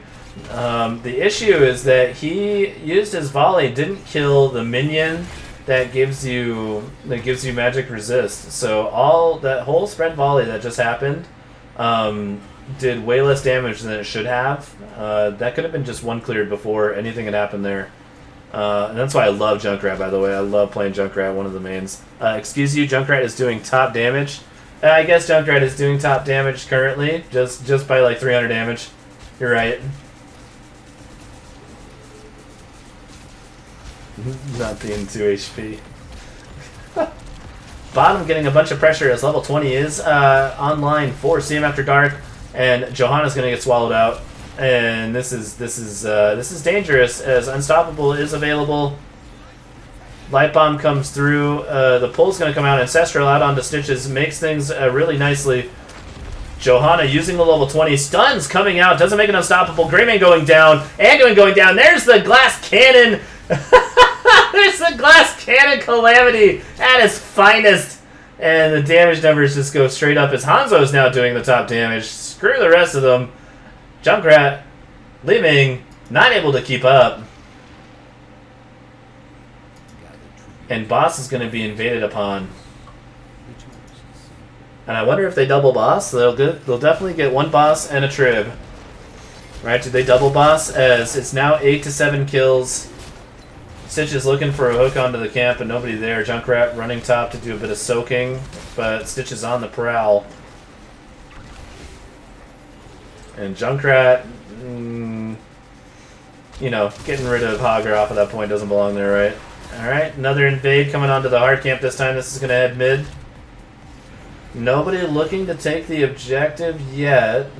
Now they're going to move towards it. So middle pressure coming out. Stitches is going to stay mid. Bottom keep is getting done. Holy crap, she glassed them. Ming saying, "Where your game at?" It's doing a ton of damage. So the Hearth from Dahaka is going to be delayed. And that is probably going to be the end of Dahaka, as Isolation is going to come out. 4-man rotating onto the Dahaka, taking that as boss. And 5 men are now going to be taking this boss, rather. Hanzo taking that shot. I saw that. We're going to... Batman, we're going to have to get you in some WoW raids. And that'll teach you to stop standing in circles. That's the second one I caught you in. Called out on stream. Caught in 4K. Welcome everybody to Game 4. If anybody that's joining us, we're in Game 4. Currently have a best of 5. CM After Dark up 2-1 right now. And now Boss trouncing down the bottom.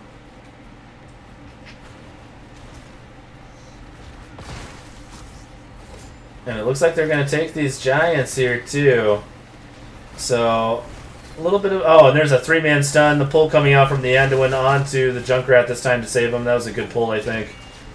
Hook missing into the to the keep, but this keep is all but dead so far. Hogger having to spend a win out. The stun coming out on the Junkrat, only hitting one from Hogger's Hortipole. Oh, and the Junkrat, or I'm sorry, the Greymane gets hooked through the well. Johanna gets stunned and blown up by the Li Ming. And that's going to be the hook coming out onto the Anduin. Is going to secure a 3-for-0 kill. And we'll take a look at the talents here. We'll take a look at the damage here. As the core is falling, we're heading from 100% down to 90. Junkrat falling as well, so 4-for-0 currently. Dahaka the only one left to defend. It is a hard pressed task as Calamity Glass Ming taking down an interesting Greymane build. Dahaka goes down right before the core. 5-man team wipe right before the end of the game. Li Ming coming back on top with top damage, though, in that build. I get it. I walk into Tyrande circles for some reason, drawn like a moth to flame. You would be kicked out of raids so quick. So quick. And we are going to go the distance tonight, everybody, as Easy Blues brings it back. In Game 4 to tie the series up. I'm going to take a look at the stats again. There you go, guys. Junkrat doing a ton of work here. Li Ming doing a ton of work here. It's crazy. Talents. You guys take a look at the talents, say. What are the odds NGS made them go 2-2 so it would be more thrilling? You think this is a fixed match? If it is, I have no idea.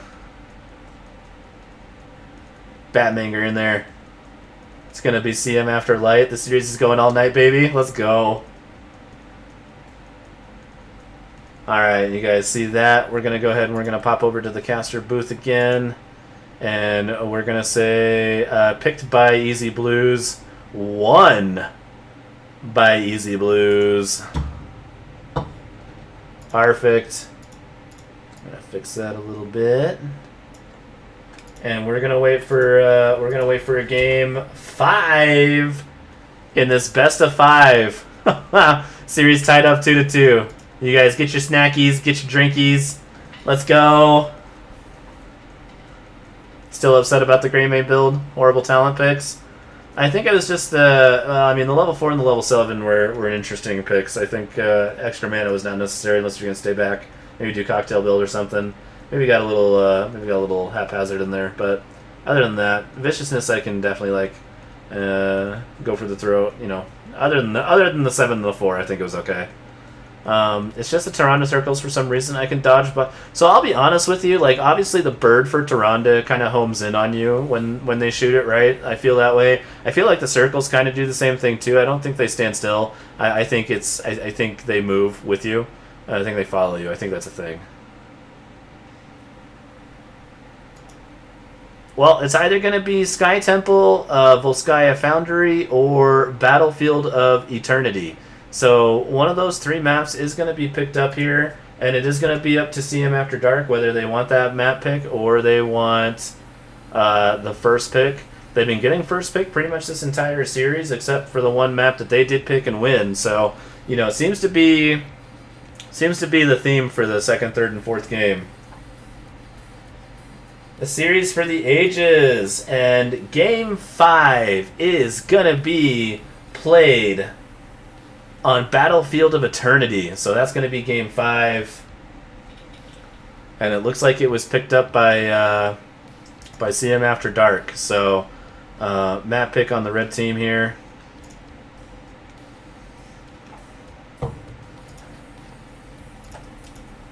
Let me go ahead and fix that.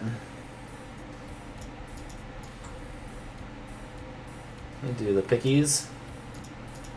And then BOE. Alright, look at that, everybody. Sizing on that's ballin'. Alright, so first pick is going to go over to the side of Easy Blues and the Soakers, which means CM After Dark picked BOE for the 5th and final map here. Let me let them know the caster's ready. I hope, chat, I hope you're all ready. I don't know if my diaper can make it through a 40-minute game. I don't know if we can do that either. Isn't the 7 standard? Yeah. Don't forget to refuel with refreshing Mountain Dew Live Wire TM during the break. I agree. Let's finish this out with a 40-minute Volskaya match. Oh my god, that sounds awful. On a diving build, Wizen Duelist. Yeah, Wizen Duelist also running wild. Alright, looks like everybody's ready, so we're about to jump into this draft screen here.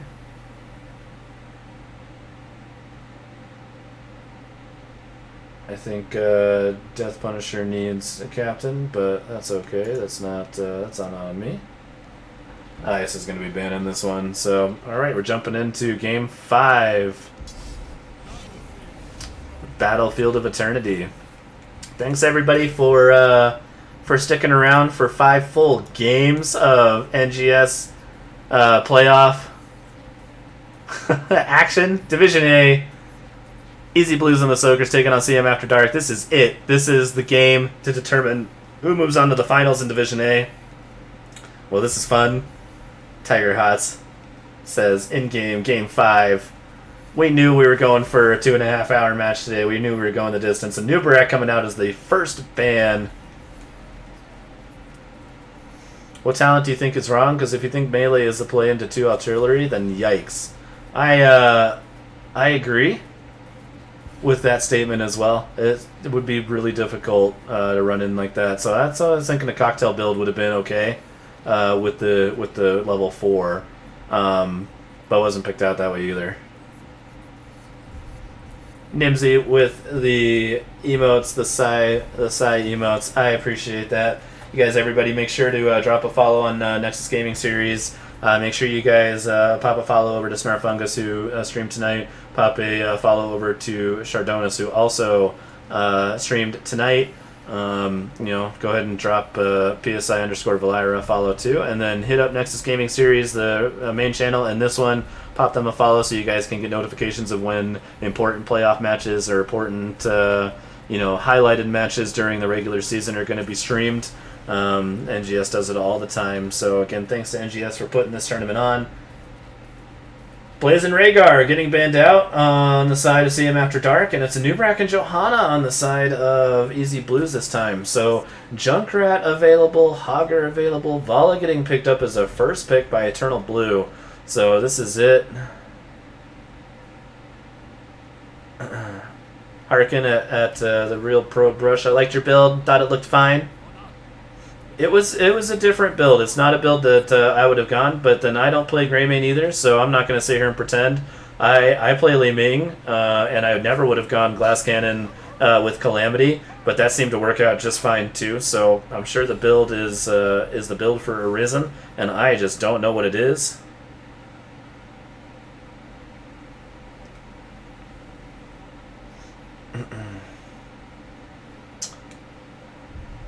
It took significant issue with everyone's build. All of them. There are so many. There were definitely a lot of different builds in there. And I'll be honest with you. When it comes down to playoffs, after you've played these teams multiple times, you need to pull something out. I like to be argumentative. Doesn't everybody? You guys, you got to be right. It's okay. Diablo Hogger getting picked up for Easy Blues. So taking that away from Tiger on the Hogger, I think that's a smart idea. We'll probably see Sonya coming out from that side. Ice has the potential. Just it looks like the tanks have been getting just absolutely choked out hard. So Ice X probably needing to pick a tank right now. Hanzo and Li Ming got picked up. So into the Diablo already is kind of an interesting way to go. Andy and Sonya coming out, and they're leaving Ice to pick tank last. So uncontested pick. I like to play Greymane a lot, and I have played all those talents. Also, Bullet is very overrated by the entire community. I like Bullet if you have the ability to blow somebody up after the bullet comes out, because, yeah, I think it's empty damage afterwards. So now Greymane coming out on Batman, and Lucio coming out for the first time in this series. That's an interesting one. I love to see the Lucio Speedy Boy. And the final pick of the final game in this semifinal series is on the side of CM After Dark. Is what it is going to be. What is going to be the game changer for CM to clinch this and head to the finals? Or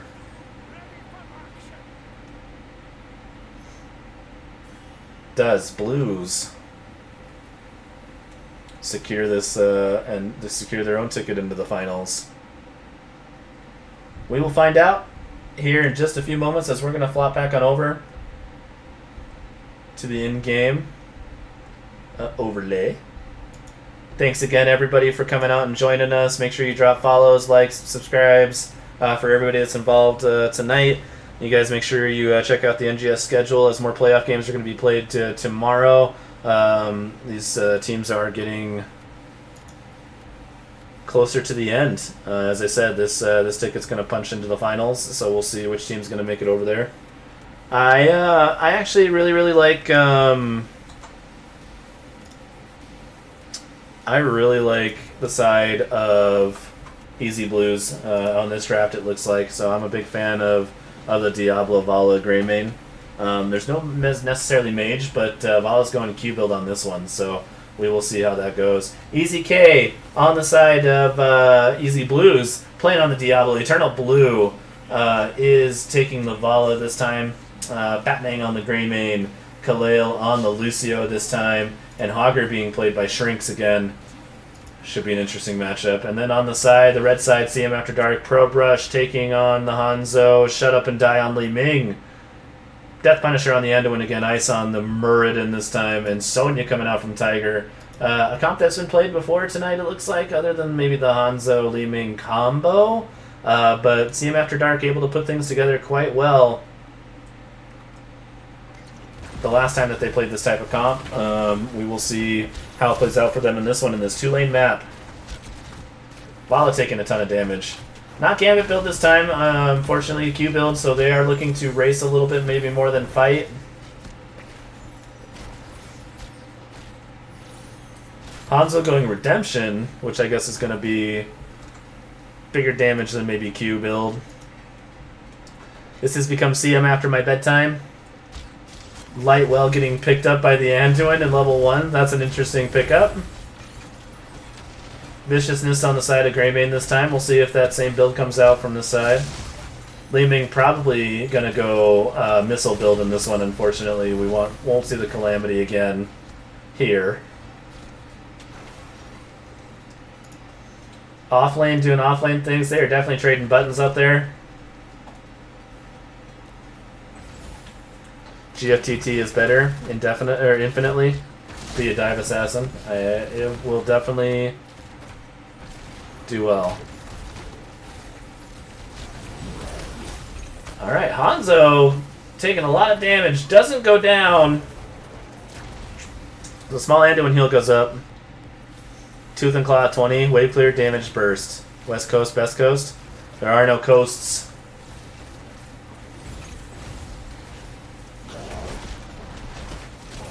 Oh man, so low.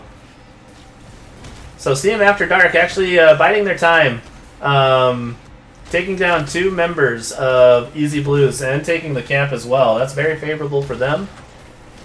They're very good.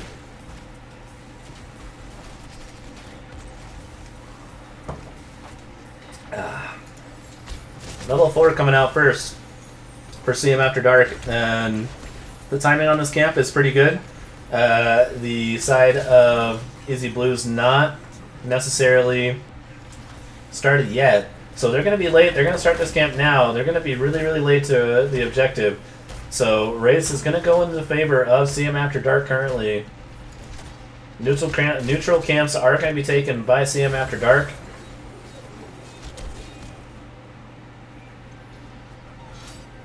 So a lot of pressure coming out on the top here. Oh, it's so much so that Hogger's going to go down. So 3 kills in favor of CM After Dark. Easy K is going to go down on the Diablo again, and this 5-man push up top is just going to hurt so bad as 2 more kills come out for CM After Dark. They are just running this lane down. That was a bullet from my camp play. And this 4 at 3.5 minutes in, already down to 50% or so.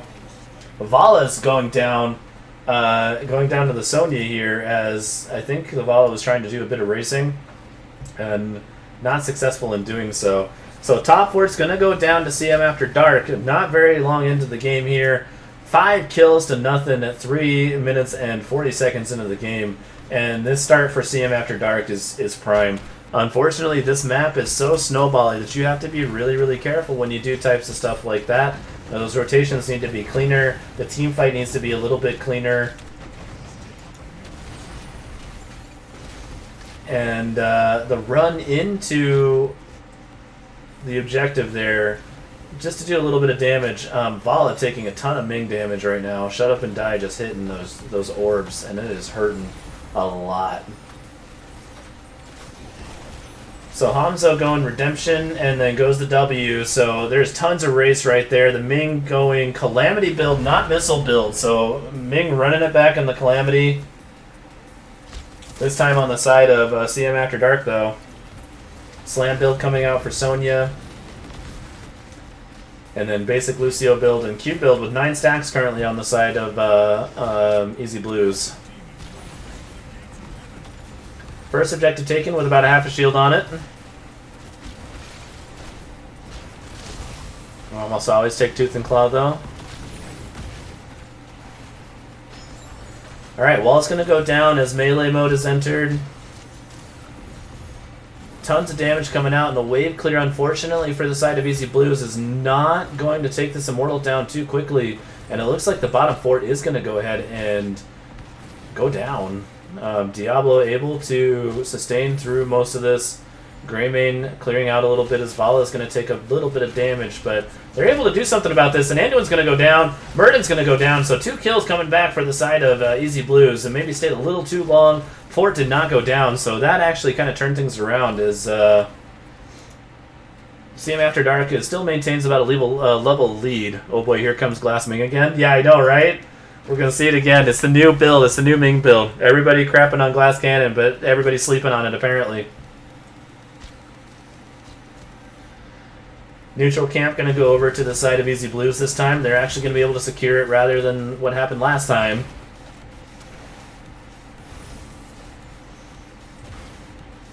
Wave pushing in. Batman staying there to supervise a little bit, you know. Making sure the workers are working the way they're supposed to. Alright, and then you just wait for them to retire, and that's that. So Greymane, they're going to have to just leave this. Level 10 coming out for CM After Dark first. Tiger getting bounced on. The rest of the team for Easy Blues not there to follow up on ECK, though, and had a good stun. And the rotation coming out from CM After Dark, looking for that Diablo. Unable to find anybody, though, so objective is about to pop. Hard camp's going to be taken for CM After Dark. The hard camp's going to be traded. I like how both teams just swapped the DPS picks from last game. I mean, top tier picks, right? So, you know, you want to be the very best, you got to play the very best. Murden doing a bit of scouting up there. Red objective bottom, blue objective top. Hanzo is just going to do a ton of damage, and Li Ming going to do a ton of damage, even though it's Calamity build. Hanzo gets jumped on and pulled. Li Ming getting a little bit chased here, so able to get out of that. Lucio following.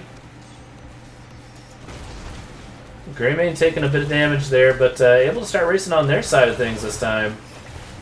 Rain of Vengeance coming through.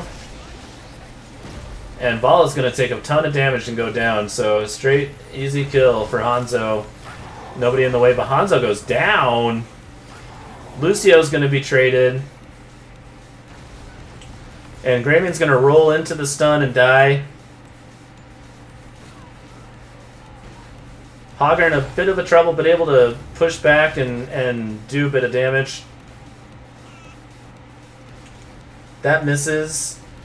And Diablo might go down. Yeah, Diablo's going to go down, unfortunately. Tries to juke them and kind of does, but finally does end up going through. Vala chasing down the Anduin, almost able to take them out, but 9 kills to 3 in favor of Clouded Minds currently, as top keep Wall is in a lot of trouble. And CM After Dark taking down the Immortal to halftime. Both teams have thoughts about the talent builds for Hanzo, Ming, Greymane, apparently. Agreed. Each team doing their thing, trying to outsmart the other team with talents. And this is going to be very close, but favor of CM After Dark. CM After Dark by 1,700 health. Able to secure that, and bottom's going to have to be defended against. It's a small shielded immortal this time, so melee mode almost immediately, but CM After Dark taking up level 13 prior, or having the talent advantage, looking for a flank. And they know they're there. That's something that they know they do. So good check by the Diablo there, as bottom is going to be pressured. And we're going to see Immortal walking down here as Hanzo comes out, gets a couple stuns. Leap comes through, not able to secure anything behind the gate.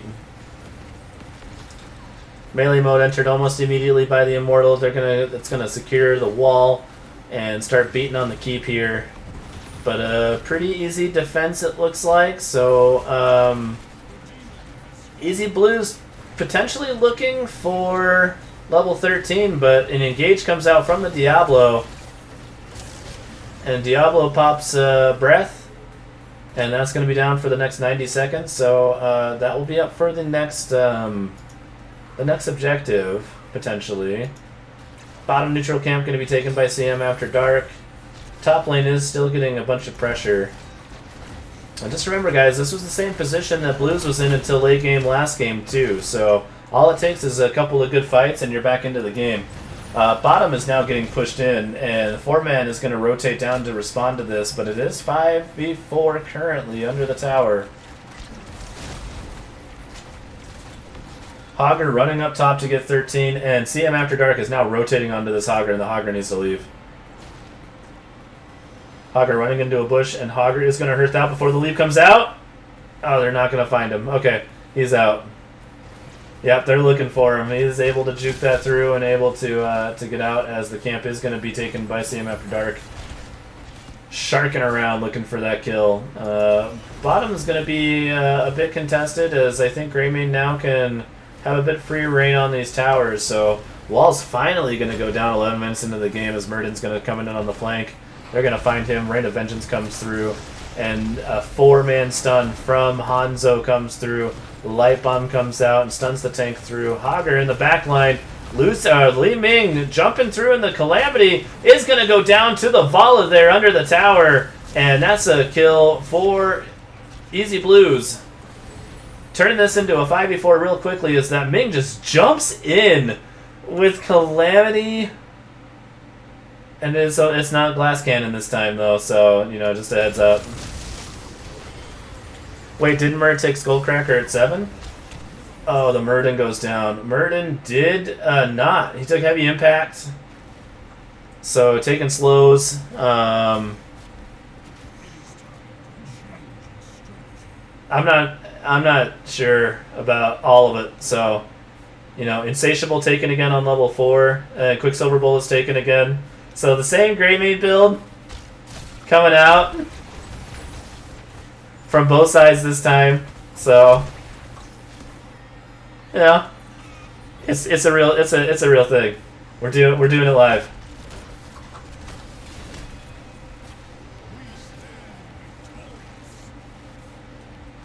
All right.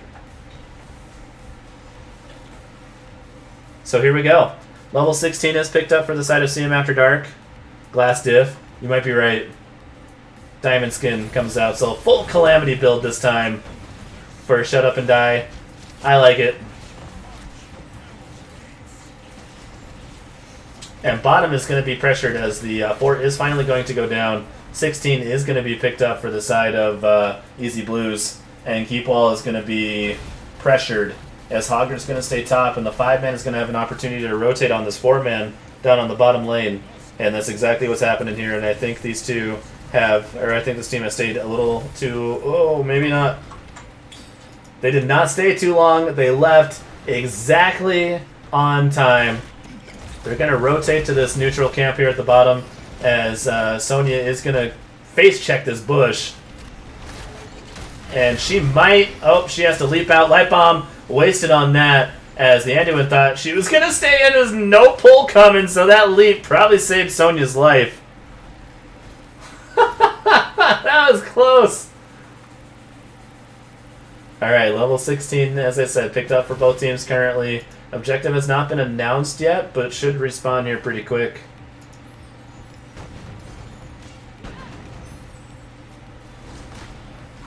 And Sonya's going to get ganked on up top. Murden jumps in, misses the stun. That could have been very dangerous for the Lucio that was in there. The rotation's coming up from CM After Dark, and the stun misses again. Slow's coming out on Diablo. Diablo gets Sonya'd. And this is a brawl right here. Straight to NA with that Hanzo ult. Tiger gets pulled out, and Easy K so low. Lightwell coming out, and it's going to heal up the team of CM After Dark. Immortals announced currently, and it looks like Immortal for Easy Blues is going to be on the bottom here. Immortal for CM After Dark is going to be on the top there. So we are going to see a defense coming out of CM After Dark, and Hogger is going to get a little bit of a cheeky spin off on the and the boot back onto the Diablo. The Diablo taking so much damage. Leap coming out. Stunning 2. Diablo's going down. Souls is going to come through. Go for the throat. Secures Sonya. So Diablo's going to be back. Sonya is not. So a favorable 5v4 once the Diablo gets back, which will be after halftime here. Easy Blues still a level behind. A little bit less than a level behind, but easy.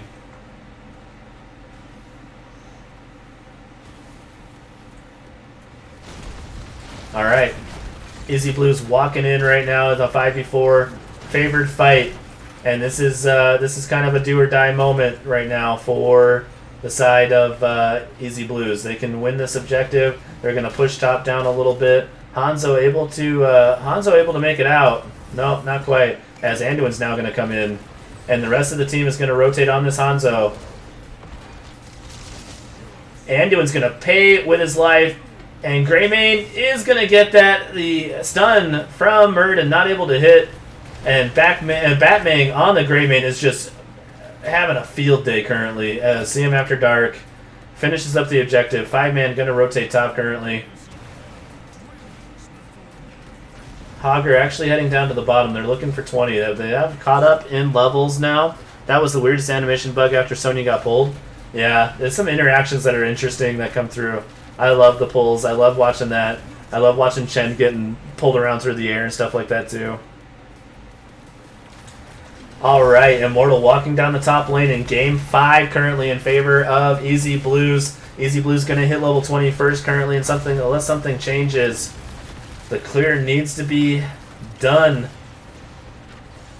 Unfortunately, the clear on the side of CM After Dark is dead in the way of Hanzo.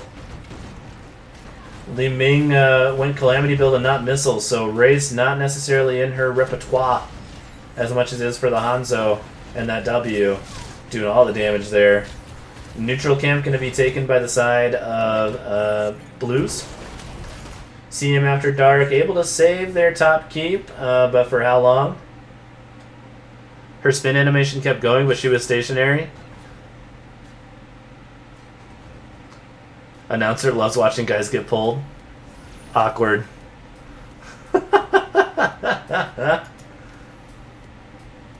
Hard camp going to be opted for by the side of CM After Dark, and the trade is going to come out from Easy Blues. Top getting a bit of pressure, but should be able to be free cleared.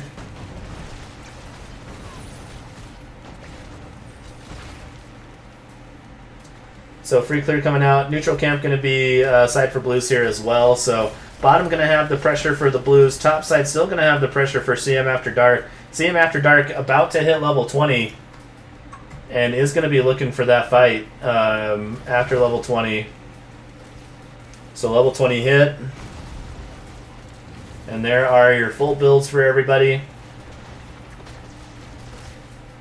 Full Calamity with the upgraded 10, upgraded boop. Hanzo still only at 9 stacks of redemption there, probably due to the couple of deaths that he's had, unfortunately. You have to reset that, so probably during the next fight. Gonna have to restack that as quickly as possible so that he can continue attacking at a high rate of speed. Li Ming doing the most damage currently, and it looks like CM After Dark is sharking around for a kill. Diablo is gonna go ahead and face check in, able to dodge the Murd and stun. Hellgate's out. Breath is up and running, and Tiger is low on the Sonya. Is going to end up going down, and that was a failed attempt at a bush gank as the Diablo gets missed and rushes into the Sonya, able to avoid all of the Murd and CC souls. For the souls, he just hit his souls, so 100 souls now. Just hit souls, was at 98, 97, somewhere in there. So Diablo now has another reset ready to go. Hager doing a ton of damage. This Immortal has a lot of health. And Li Ming's going to go down. So a bit of a stagger, and that's going to be Murden, and that might be the end of the game there. Wow, nope, never mind. So the 5-man decide to play it safe and continue to beat on the objective. They are going to secure this. It's a full health Immortal. Is going to be walking down the bottom lane. You're welcome.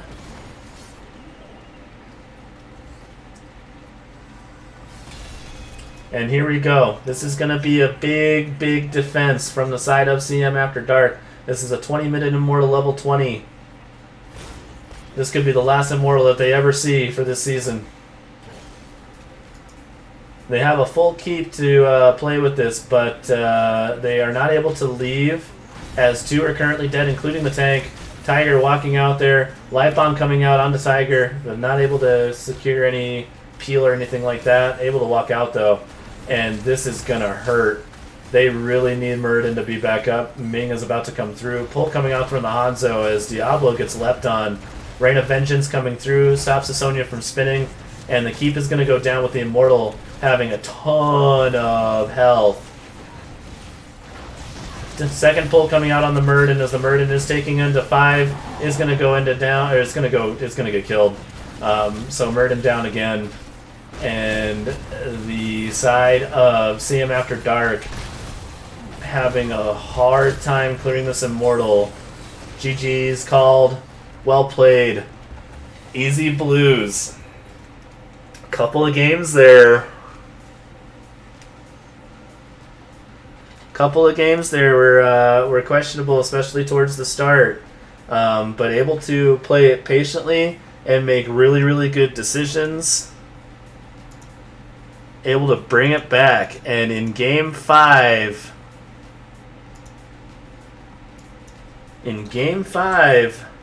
not picking the map, going against the grain, ekes it out to punch their tickets into the finals. So first seed for Division A, able to eke out a 3-2 victory in this best of 5 NGS playoff series. Here you guys see the damage of Vala coming out big time. Li Ming doing a ton of damage and Hanzo doing a ton of damage. Both these guys just absolutely wrecking it, and being able to heal through all that. That was a big difference in the heals. Lucio just doing work. Anduin, unfortunately, getting kind of dove on quite a bit with the Greymane and the Vala. Those two did really, really well into that Anduin. That was very, very fantastic. So we'll take a look at some talents here.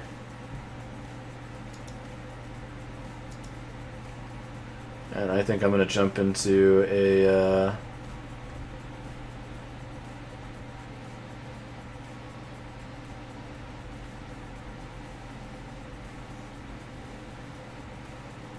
patron chat, and then we'll just go in here. We'll coin toss. We'll see if somebody shows up for an interview.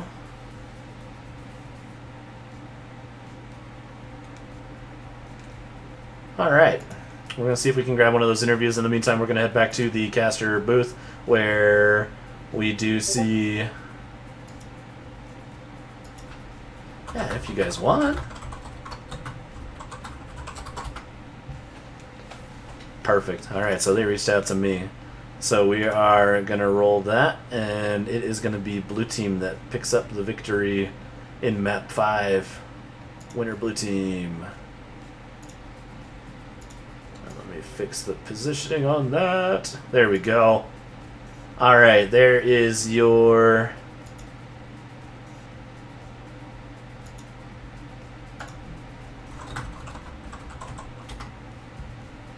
Perfect. There is your...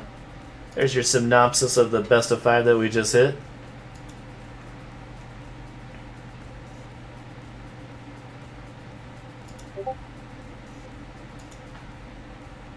I'm locked. All right.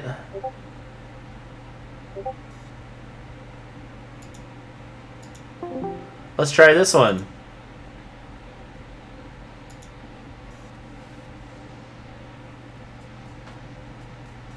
The chatter, but with voices.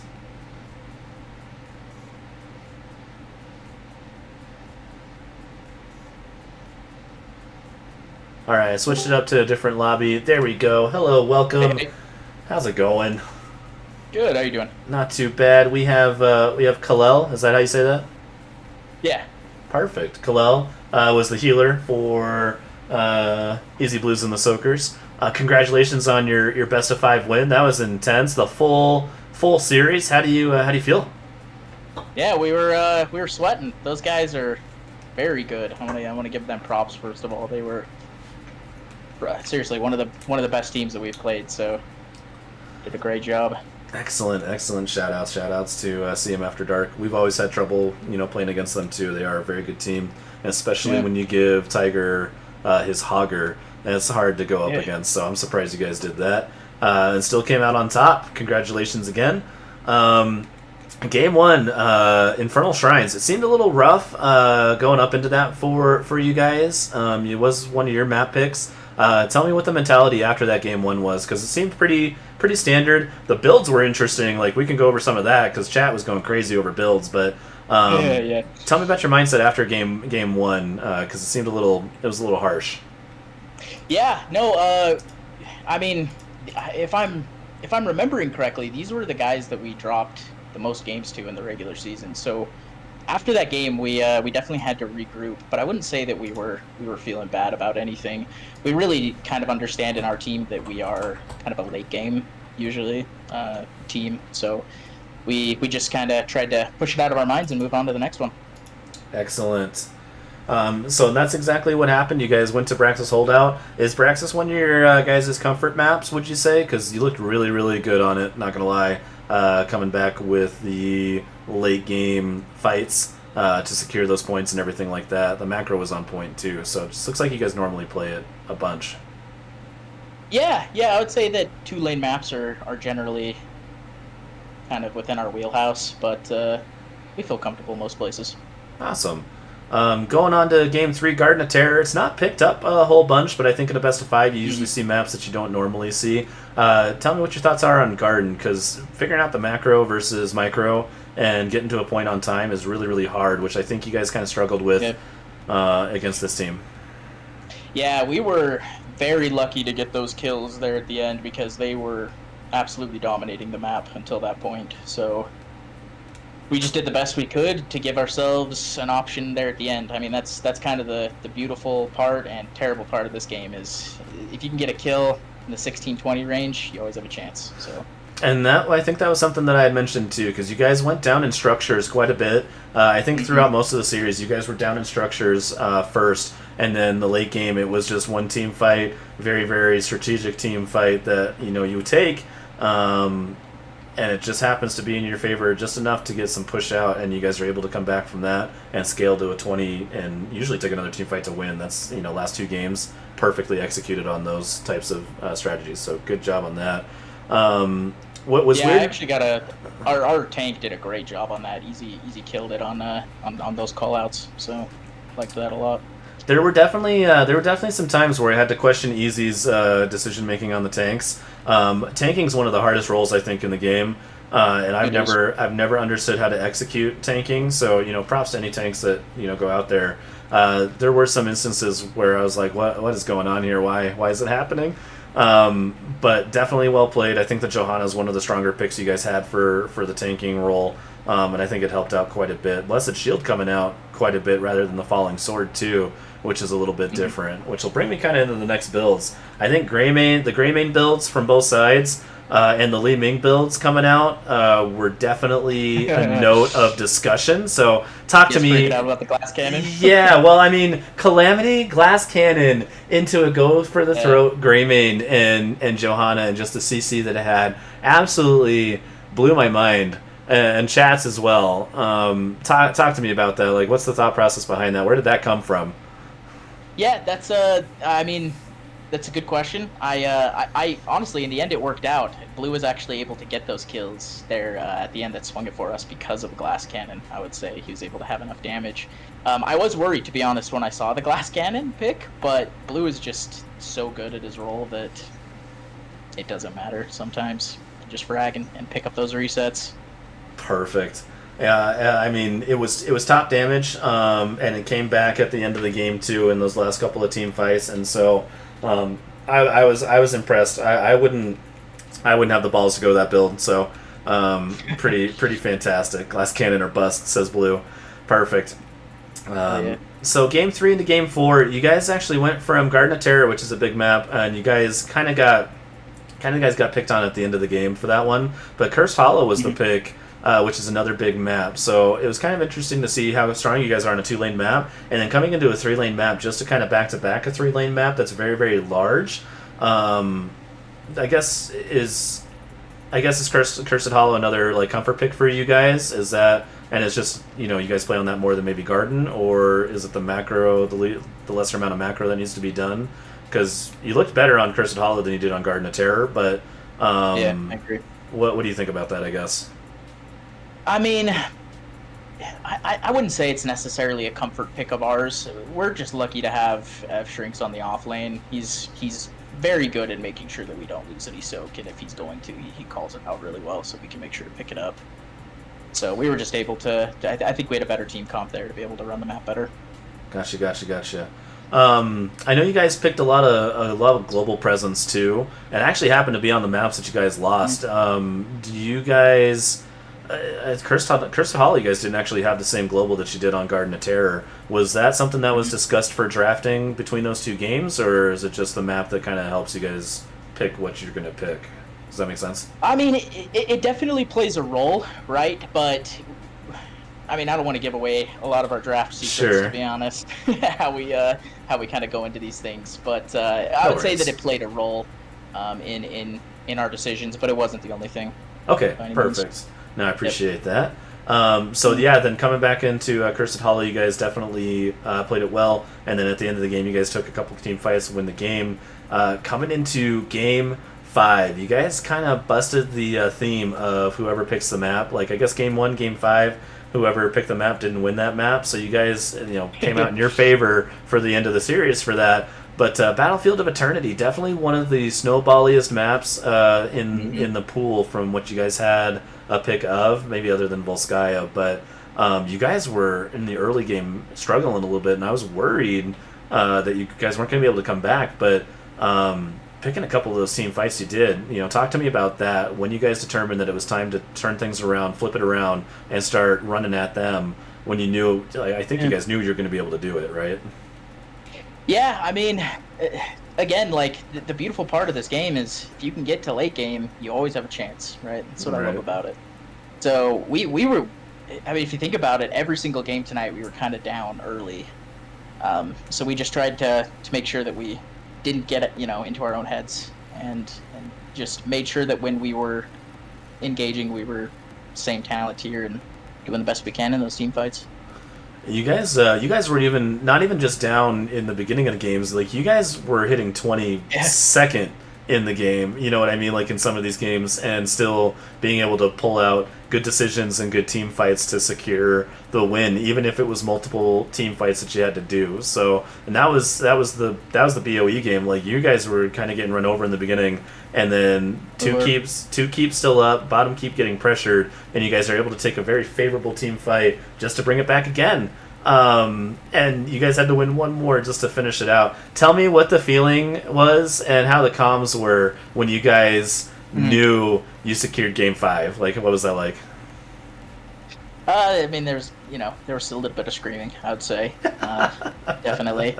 But yeah, I mean, those guys made it so stressful. Again, I just got to give them a shout out because they made that series incredibly enjoyable and all around, I hope, a good watch for everybody. So we were feeling good by the end, definitely. Well, and shout out to you guys too for bringing it to 5 games. Going down game 1, bringing it back, going down game 3, bringing it back again. Just to come back in game 5 and take the series. Congratulations again there. My last question before we let you go, or let you do all your shout outs. The other semifinal hasn't been scheduled yet, but it's going to be Gilly Shark at Bingo Night taking on. I think it's what is it, Maximus? Is that right? Magnitude Tsunami. Which team would you rather face in the finals? That's a good question. To be honest, we've really been taking this one game at a time. They're both solid teams, so we'll just have to wait and see who wins, and we'll be ready for whoever does. So. Perfect. So for all of those that are still watching, make sure you guys tune in for the other semifinal match of Division A. Easy Blues and the Soakers here with Kalel moving into the finals after a long series. I really appreciate you coming in and doing an interview. Please feel free to go ahead and do your shout-outs. And again, congratulations from us, the casters, and NGS. Thank you. Yeah, for shout-out, I guess, would be to you guys. We appreciate you guys picking this game up and casting it. We had a lot of people reaching out, hoping that somebody would cast it, so it's awesome that somebody did that. I think I shouted out all my teammates, except for maybe Batman. Kind of killed it with Greymane there at that last game. Really swung a lot of the fights for us, so I think we're good. And taking that controversial Greymane build, too, while doing it. So, Yeah. both teams able to pop that out. So, perfect. Yeah. All right. Well, thanks again. Congratulations again to your team, and good luck in the finals. We may see you next time, but until then, have a good evening. Sounds good. Thanks for having me. See ya. See ya.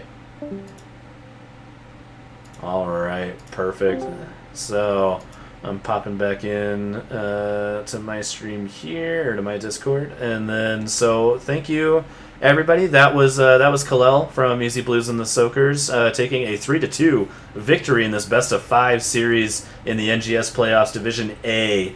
Number 1 seed moving on to the finals, just barely eking out that victory. Some good games to go back and watch. I know the other teams that are looking to play in the finals are probably watching this stream saying, "Oh man, we better get it together." One match at a time, but you always got to be looking forward to things because it's always fun. So again, thanks to NGS for letting me cast this stream or this match. Hopefully, we get to do it again before the end of the season. Otherwise, you guys will see me streaming some other stuff like D&D, things like that. So I always stop by and say hi if you want. Otherwise, you guys make sure to follow other streamers that stream tonight. So Snarfungus and Shadonis. Make sure you guys drop them a follow, like, subscribe, all the things for them. Thanks to NGS again, and thanks to everybody who showed up and the teams who played. You guys are awesome. I really appreciate it. Congratulations again to Easy Blues and the Soakers. See you guys in the finals. Bye.